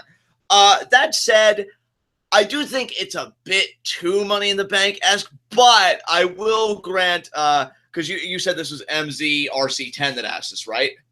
Correct. And I think that's Mark Schoeneman on Twitter, who's amazing. I love him, and I love his commentary sometimes. That, I think, fits in line with the Johnny Mundo character, especially this season, because if you notice, like, he's just been asking for title matches. Like, Dario, I'm sick of waiting. You give me my title match. He is a guy that he believes so much in his name value. Like, there's a joke on DBZ Abridged where Trunks asks Vegeta, do you really believe in your own hype that much? And he's like, I am the hype. And that's how I feel Johnny Mundo is. Like, I am the hype. I'm the greatest thing that ever happened to wrestling. And he would take the easiest path possible. So I think that totally strikes his character, at least. So from a psychological standpoint, I think it fits. But I still want to differentiate Lucha Underground from WWE, so that may be too Money in the Bank-esque. But still, the Johnny Mundo mark in me loves it, because by any means necessary. Any means necessary. So... Okay, I love it. All right, so the next question, it seems like it might have been directed at me, but I'm sure we can both answer it because he didn't specify. Natalya, Charlotte, Dana Brooke, Mojo Rawley, and Titus O'Neil are all drowning. You must save one. Who do you choose? Can I go first? Because this is really easy for me. This is really easy for me. I save Natalya. This way I can pull a Tyrell on her and finish her off myself. So that's my answer. Oh God. I'll save Titus O'Neil just because he already, ruined his own credibility in the eyes of WWE and won't be getting a push anytime soon. And he's like 39, so he's probably going to retire soon anyway. And that's fair enough, and far more humanitarian than my answer. Okay, third question from Mark.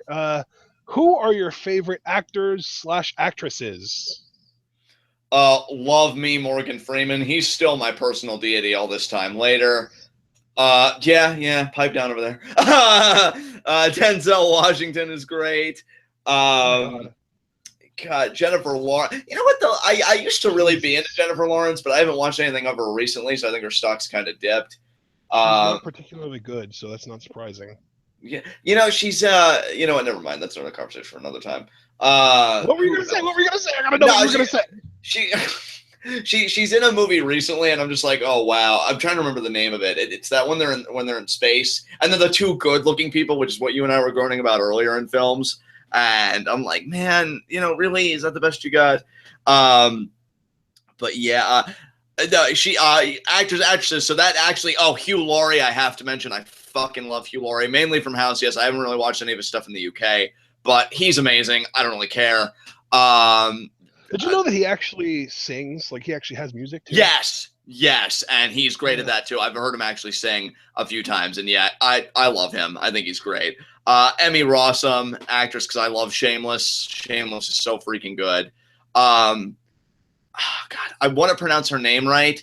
Tatiana Maslany. She actually does the show Orphan Black, where it's like a show about clones, but she does all the parts, and all the clones have such unique personalities. I think she is brilliant as an actress.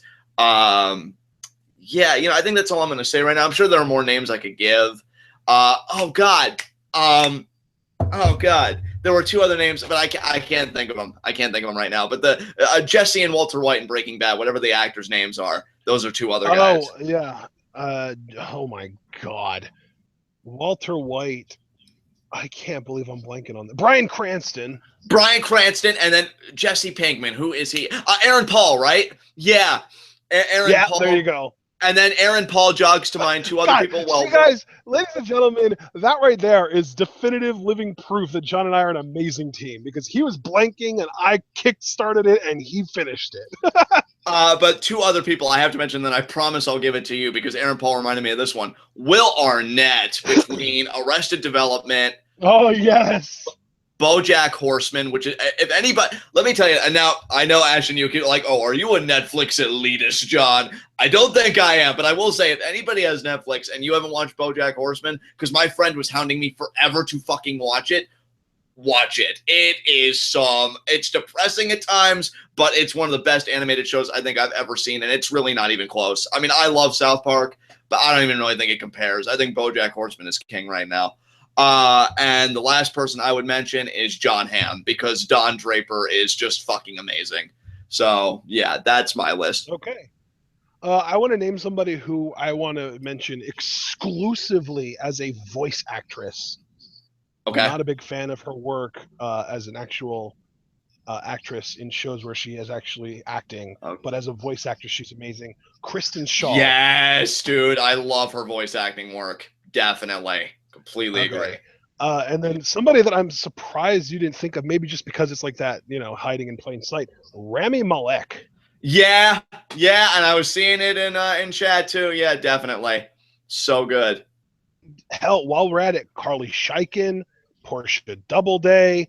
I don't know the name of the dude that plays Tyrell Wellick in Mr. Robot, but him as well. Like, dude, he's dude, and the actual best actor on the entire show, Christian Slater. Yeah, he is so good. Oh my god, yeah. My God, you want to talk about an actor who has a role in the wrestling business? Christian Slater would be the best heel manager since Lou Albano. Yeah, he would kill it. He would kill it. He is amazing. The charisma of that guy is just incredible. But getting away from Mr. Robot, since that's all we're talking about right now. Personally, I mean, John, you are the Morgan Freeman, Denzel Washington fan. I'm more of a Samuel L. Jackson guy myself. Yeah, I actually watched a double toasted review of a movie that he's in. The Tim Burton film, House of Penegrees, whatever, Curious People. I don't know. I forget the title of it, but yeah, he apparently has a role, and he was actually the bright spot of the movie, they said. So, yeah, Samuel L. Jackson's great. Yeah. Personally, I'm a big fan of Jesse Eisenberg. I think he's great. Pretty much every movie I've seen him in, he's been great in. I love James McAvoy. Michael Fassbender is the freaking king. Let's see. Peter Dinklage. How could we forget Peter Dinklage? Oh my God, Tyrion. Yeah, I can't beat that. Oh, by the way, while she's still on my mind, I just want to get this name out. Another actress that I am so sorry I didn't give her her due, especially with Jessica Jones, Kristen Ritter. I love her. Between Don't Trust the Bee. Hey man, Mike Cutler, the guy that plays Luke Cage. Yeah, definitely. But yeah, I had to give Kristen Ritter her spotlight because between Don't Trust the Bee and Apartment 23, which I hate that it got canceled, and then Jessica Jones, which to me, I mean, Luke Cage may top it. We're going to check it out tonight. Jessica Jones is still my favorite Netflix show that Marvel has produced. Jessica Jones is fucking awesome. So yeah. So good. Yeah, it was amazing. So then I'm also going to have to mention my my boy Evan Peters. People don't really talk about Evan Peters, but he's really good. Oh, yes. Because are we thinking of the same guy from the X-Men films, right? He's Quicksilver, yeah.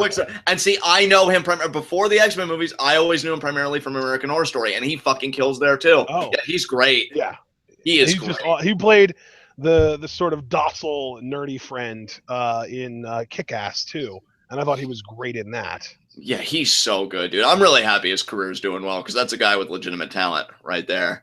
Yeah. So that's just a few. As far as actresses go, I personally, the first, for some reason now, this, obviously she hasn't really done anything recently, but the first person that pops into my mind for some reason is Isla Fisher. Right. I don't even know. I already mentioned Portia Doubleday and Carly Scheiken.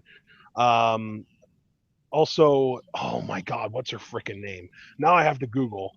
I forgot the name of the woman that played. I don't even remember the character's name in Jessica Jones. Kristen Ritter, you already brought up. Yeah. But she has 3 names. Let's see. Carrie-Anne Moss is freaking excellent too. And wait, what role did she play in Jessica Jones, or like what has she done? Because I feel like I know that name.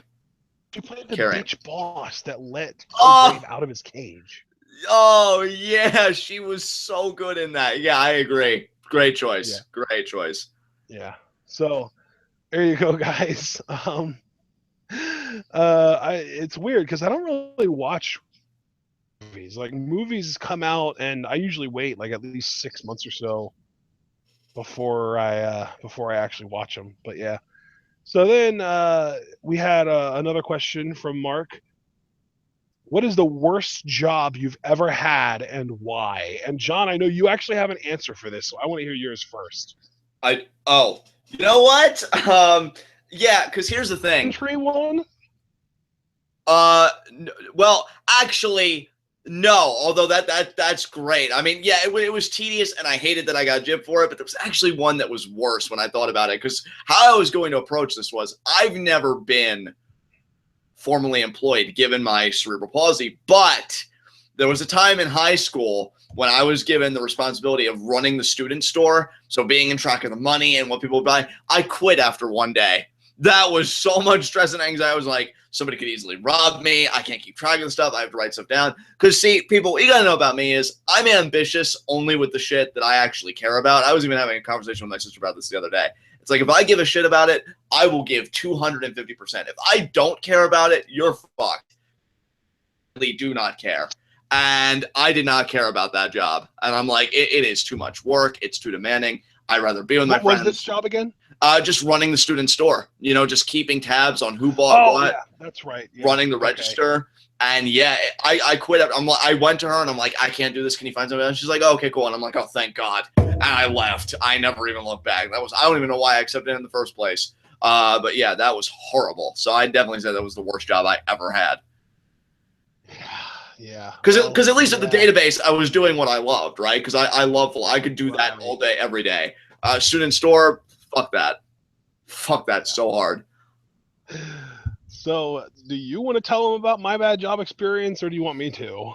I would never speak for you, brother. That's all you. But if anyone can speak for me on this matter, it is you, because you were there with me the whole way. Definitely. But how about you tell it, man? I want it from like your own mouth here. So relay it to the people. Okay. So here's a word of advice to pretty much anybody. Really, just anybody. Don't work at a grocery store, and especially don't work at a corporation-owned chain grocery store with dozens of miles of overhead that doesn't get communicated properly. Because I worked at a grocery store for 5 years, I believe it was. It might have been 4 years, not 5. And those were the 4 most miserable years of my life. And it's not even necessarily because, I don't want to work sucks. It wasn't that. I'm a good worker. I consistently got good reviews from my managers. I consistently was one of the people who within my first 2 months of working at this place, employee of the month ballot. So it wasn't that I didn't want to just didn't want to work or whatever. I kicked ass. It was just miserable. It was just and for me, maybe other people's brains are just wired differently than mine. But for me personally, I can't handle the idea that you have a set amount of time to work, and no matter how much work you get done over that period of time, you're never done until the clock says you're done. I'm not the kind of person who wants to check in and then work for a set period of time and then check out. I'm the kind of person who wants to be given a task or tasks to complete them on my own time, whether that's faster or slower than you expect, and then be done. Because, in the grocery store, if you're a cash register, it's your job never ends. You are just standing there checking people out because there's no limit to the amount of customers that show up at a grocery store. They just keep coming and keep coming and keep coming. And even if you are, the fast, and I was at one point, if you've ever seen the movie Employee of the Month with Dax Shepard and Jessica Simpson and Dane Cook, I was that guy. I was the fastest hands in my store. I was ringing up items at a faster rate than everyone else. And what was my reward? Basically, a figurative pat on the head. Good job, buddy. You're fast. And that was it. I didn't get monetarily rewarded. The only real recognition that I got was that I got my picture put up on a wall, and it didn't actually mean anything. And that's like the most empty, worthless kind of gratification that anyone can possibly have. And it was just, and I was a cashier. I did everything, Cliff. I was a cashier, I was a bagger, I worked in the grocery department, I worked in the dairy department, I worked in the frozen department, I even worked in the bakery for what were easily the probably, I think it was 6 worst months of my life. I hated working in the bakery. It was awful. It was hell, the worst. And not even because bakery work sucks, it was because of how horribly understaffed the bakery department was at the store that I worked at. There were maybe 5 people and maybe 8 people's worth of work to be done on any given day. There just weren't enough people, and it got to a point where I would have a 4 to 8 o'clock shift, and I'd be there until 9:30 at night because I just couldn't get the work done in the allotted time because there was just too much work to get done. So then I would get bitched out about staying late. So then the next day I would leave at 8 o'clock knowing that the work wasn't done, and then I would get bitched out for not having all the work done. So it was a lose-lose, and it was the worst, and it sucked.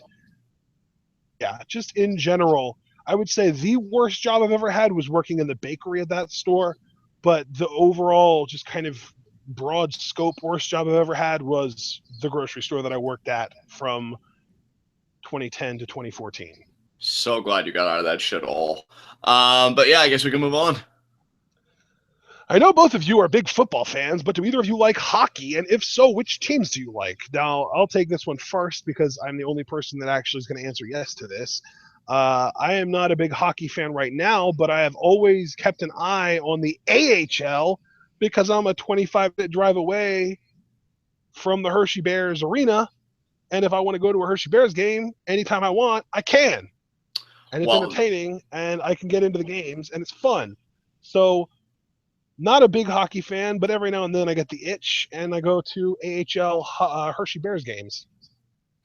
Very nice, very nice. My relationship with hockey, I mean, obviously it's non-existent right now, but funny thing, because I had a friend very much into sports, you know, football, hockey. I got him into pro wrestling for a little bit, huge fan of The Rock and, you know, all that stuff. And he wanted to help me expand my horizons. I mean, this is long before you came along and you showed me football, and we've done that right ever since. And it was hockey. And initially, I think it was a Flyers game I watched, and I really liked it initially. It's just, you know, it's fast paced. It seemed aggressive in parts. Like, wow, you know, I could really get into this because, I mean, I was never going to take to baseball. I think baseball fucking sucks. Come at me. And, you know, I wanted something, you know, more high energy. And so, yeah, I even went home, like, I really wanted to commit to this, right? So I went home, I cleared all the bookmarks and bookmark folders off my computer. I started fresh, and I wanted to be pure hockey stuff and hockey research. And after a while, I'm just like, you know, I don't hate it, and I have nothing against hockey fans or anything. It does seem like a great sport and all that stuff. It just wasn't for me. Really, it's funny because really for me, it's football, and that's purely just the Falcons. Pro wrestling and amateur wrestling. I'm still looking for quality videos of the Rio Olympics this year. That's really the only things I really care about as far as athletics go. Okay. That's actually more than I expected. I didn't know that you had any history with hockey whatsoever. So we had 3 more questions from Axel Manuel Diaz. But before we get to those, I almost completely overlooked. We had another question in the TWitWoW subreddit from Luna Corva, aka Shay Holm, and he had 3 questions. First of all, for John, what would you rather see? Johnny Scumbag question. Ooh. Option A first blood out, nut shots only, loser retires forever match between Sami Zayn and Zack Ryder. Ooh. Or option B, a 60-minute Iron Man match between Johnny Mundo and Kevin Owens to unify the Lucha Underground and WWE Universal Championships. Oh, see, this is where Shea is sinisterly genius because he knows how to create the chasm, the dichotomy of what you really want in the negative, like two people that you hate just brutalizing each other. And yeah, then the match you really want because you love two guys. This is how much of a Johnny Mundo fan I am. Any chance for him to make history, I've got to support my boy. So I'm going to go Johnny Mundo, Kevin Owens. So thanks to the gloriousness of Johnny Mundo, Sami Zayn and Zack Ryder get to live to see another day. You're welcome, chumps. The question for me then is, think of a wrestler who bores you the most. I'll already tell you that's Sheamus. And what storyline would you fantasy book for him or her to try and make him or her interesting? Well, for Sheamus, wow. Let's see. Well, first thing I would do is have him grow his beard out and start putting beads in it, and then shave the sides of his head so he has a mohawk and wear it like a rooster.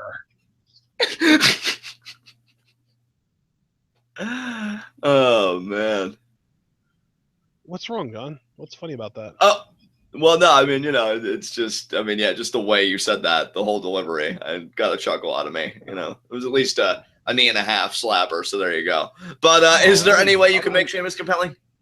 I don't know. I honestly, there's ways to make anybody compelling, but the issue comes down to the in-ring product, and that's the boring part of Sheamus to me, is his in-ring product. So no matter how interesting the storyline might be, the only way to make Sheamus more interesting is if he starts wrestling more interestingly, and that's basically something you can't book. That's something he's got to do.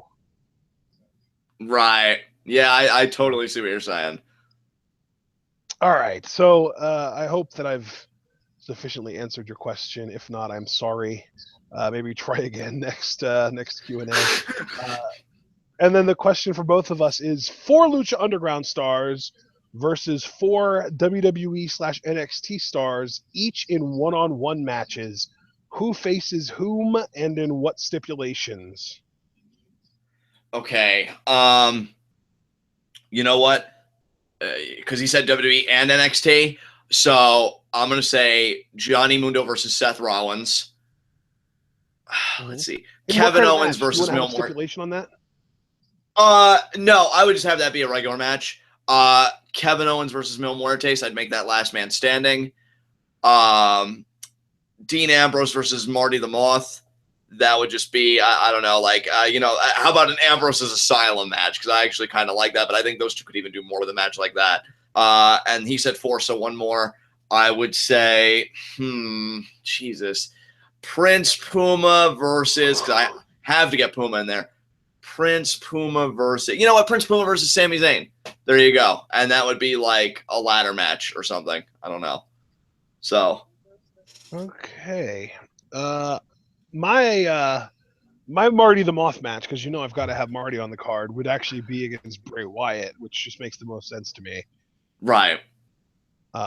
And I think that would be a TLC match.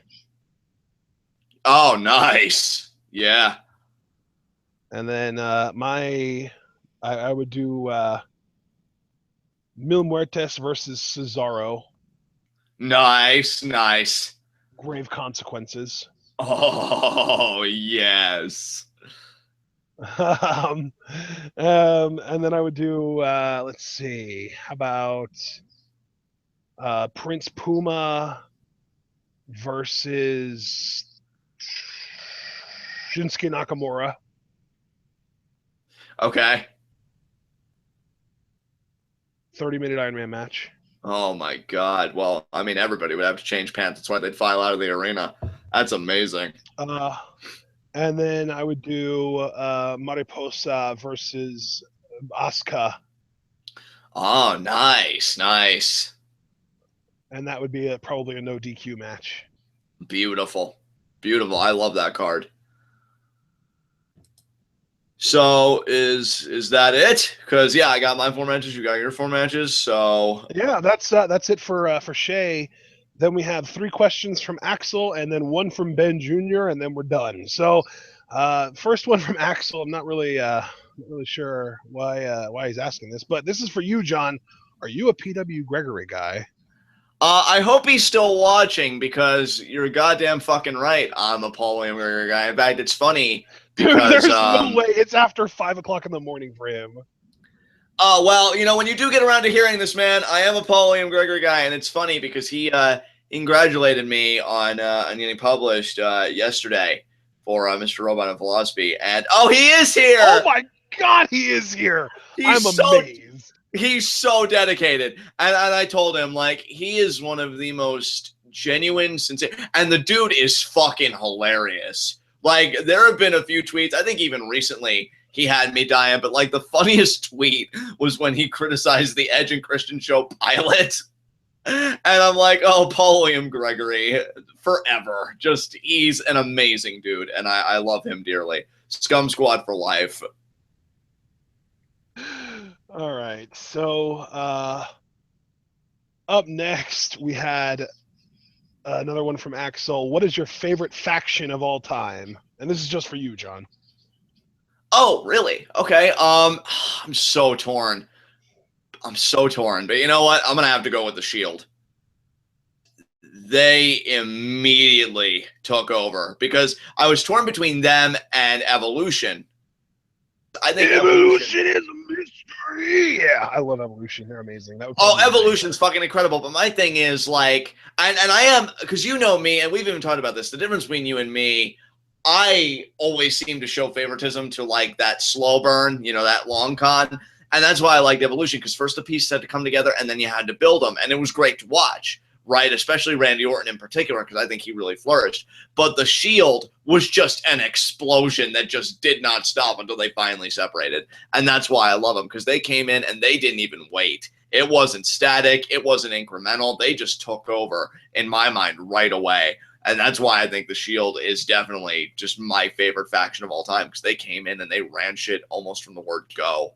So, yeah. Who's your favorite faction? Well, the question wasn't for me, but like I said, it would have been Evolution. Well, yeah, Axel, I think even said it's for both, so you're good. So, Evolution is your choice then. Yeah, definitely. So,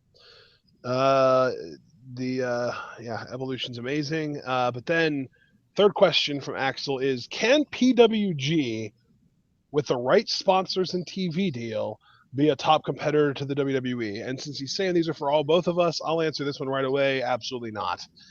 They can be a competitor for Ring of Honor, and they can be a competitor for Lucha Underground, but they're never going to be a competitor for the WWE. See, first of all, I do agree with you, right? Nothing you said just now is wrong. But my thing is, I think people always look at questions like that the wrong way. If PWG was to get that big, which I hope they do because they are wonderful, we need to think about competition. No company, not even Lucha Underground, for as much as I love them, I don't think there's ever going to be another WCW where I'm a sole competitor to WWE. I think we live in an age where you've got to look at it as a cluster of competition. So Lucha Underground in tandem with PWG, in tandem with this. It's not a WWE versus PWG. It's WWE versus the collective PWG, Lucha Underground, and New Japan. Exactly, Ashton. Exactly. And that's how we need to start looking at this competition, because you even said it earlier in the Q&A. There are alternatives, and that's what it really is. WWE versus alternatives.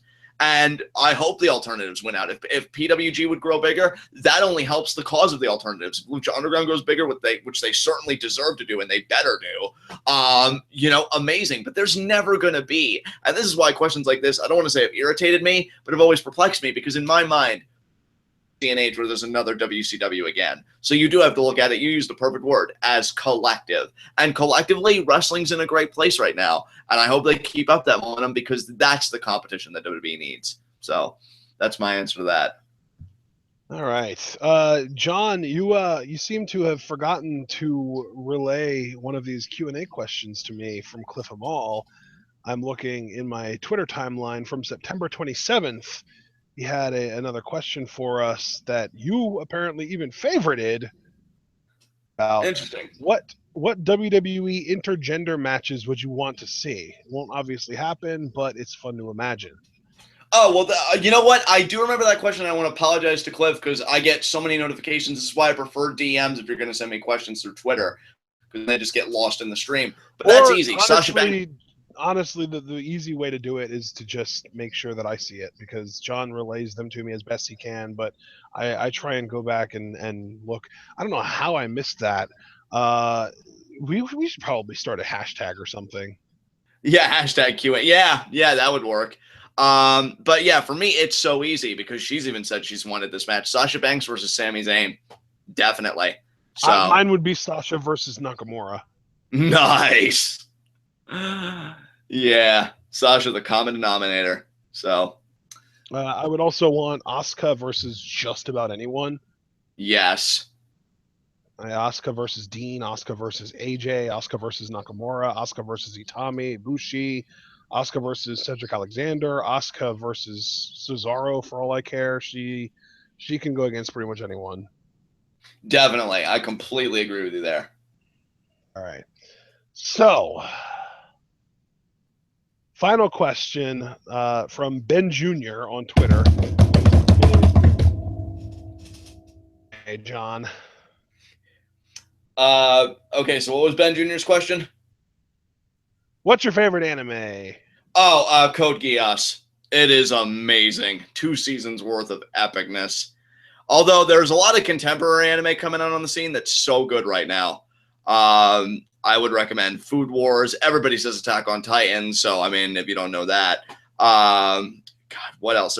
Oh, Parasite is another good one. And I'm actually currently watching this one with the family. It's so my vibe because I'm into mobsters and, you know, Scarface and Goodfellas and all that stuff, called 91 Days. And it's about this kid that grew up in a mobster family. And it takes place during the Prohibition era. And he sees a mob family like murder his father and his mother and I think his brother. I think it was a brother that he had. And then he grows up and he gets in with that family and he gets tipped off the names of who killed his family. And so it's pretty much like a vengeance kind of anime, but in a mob setting. It's amazing. So yeah, definitely. But Code Geass is my all-time favorite right now. That and Death Note. So good. Cool. Does Legend of Korra count as an anime? Because that's probably my answer.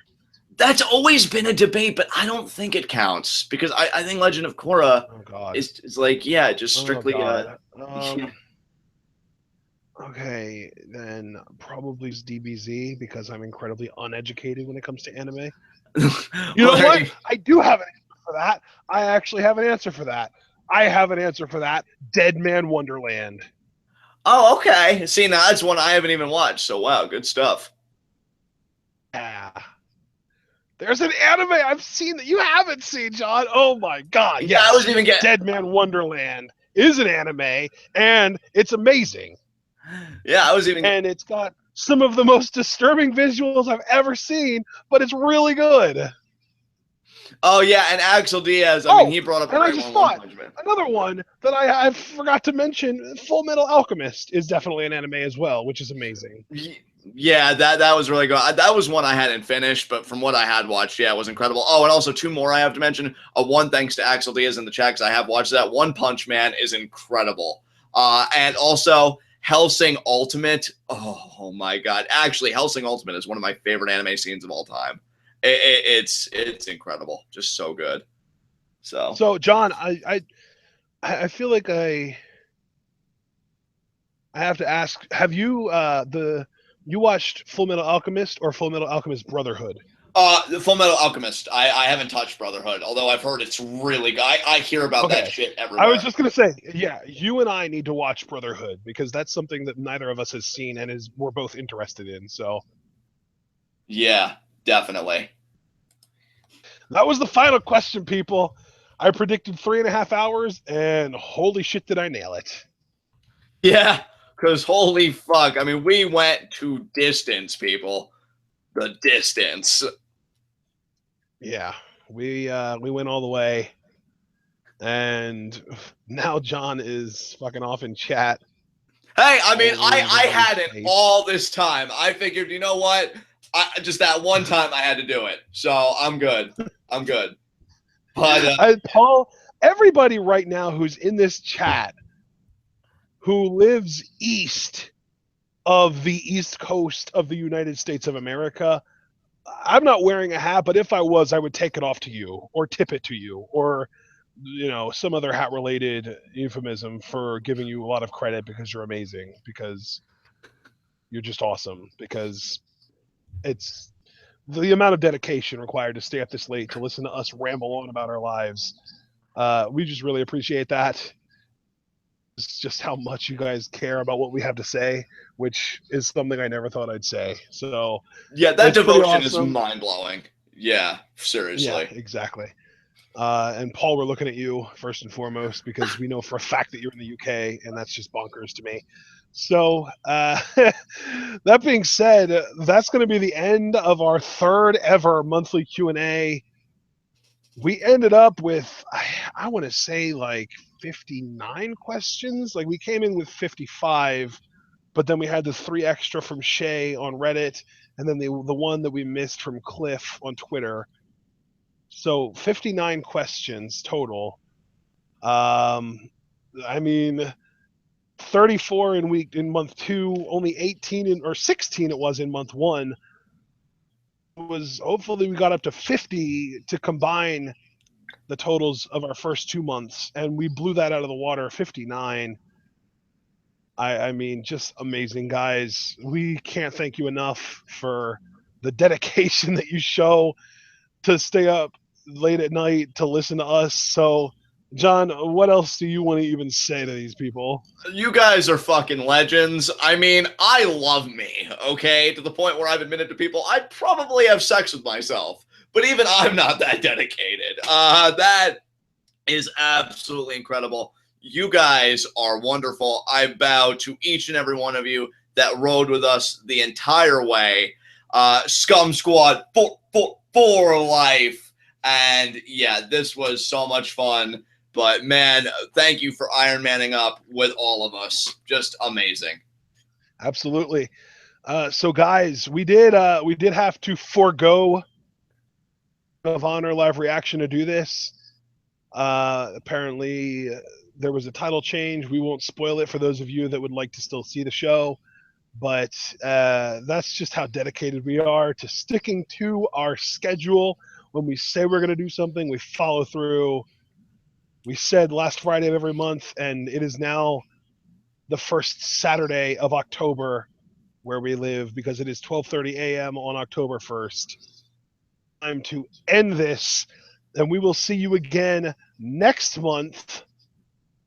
Well, really this month for us, on October 28th. That's Friday, October 28th, for the 4th ever TWitWoW question and answer session.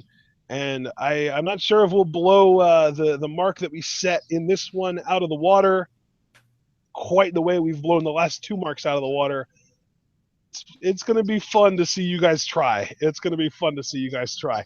If we do get up to the point where we're hitting like in the 60s and 70s, we might just have to lower the max question total for everybody from 5 to 3 or 4, just because it's 12:30 a.m. and we've been talking since 9.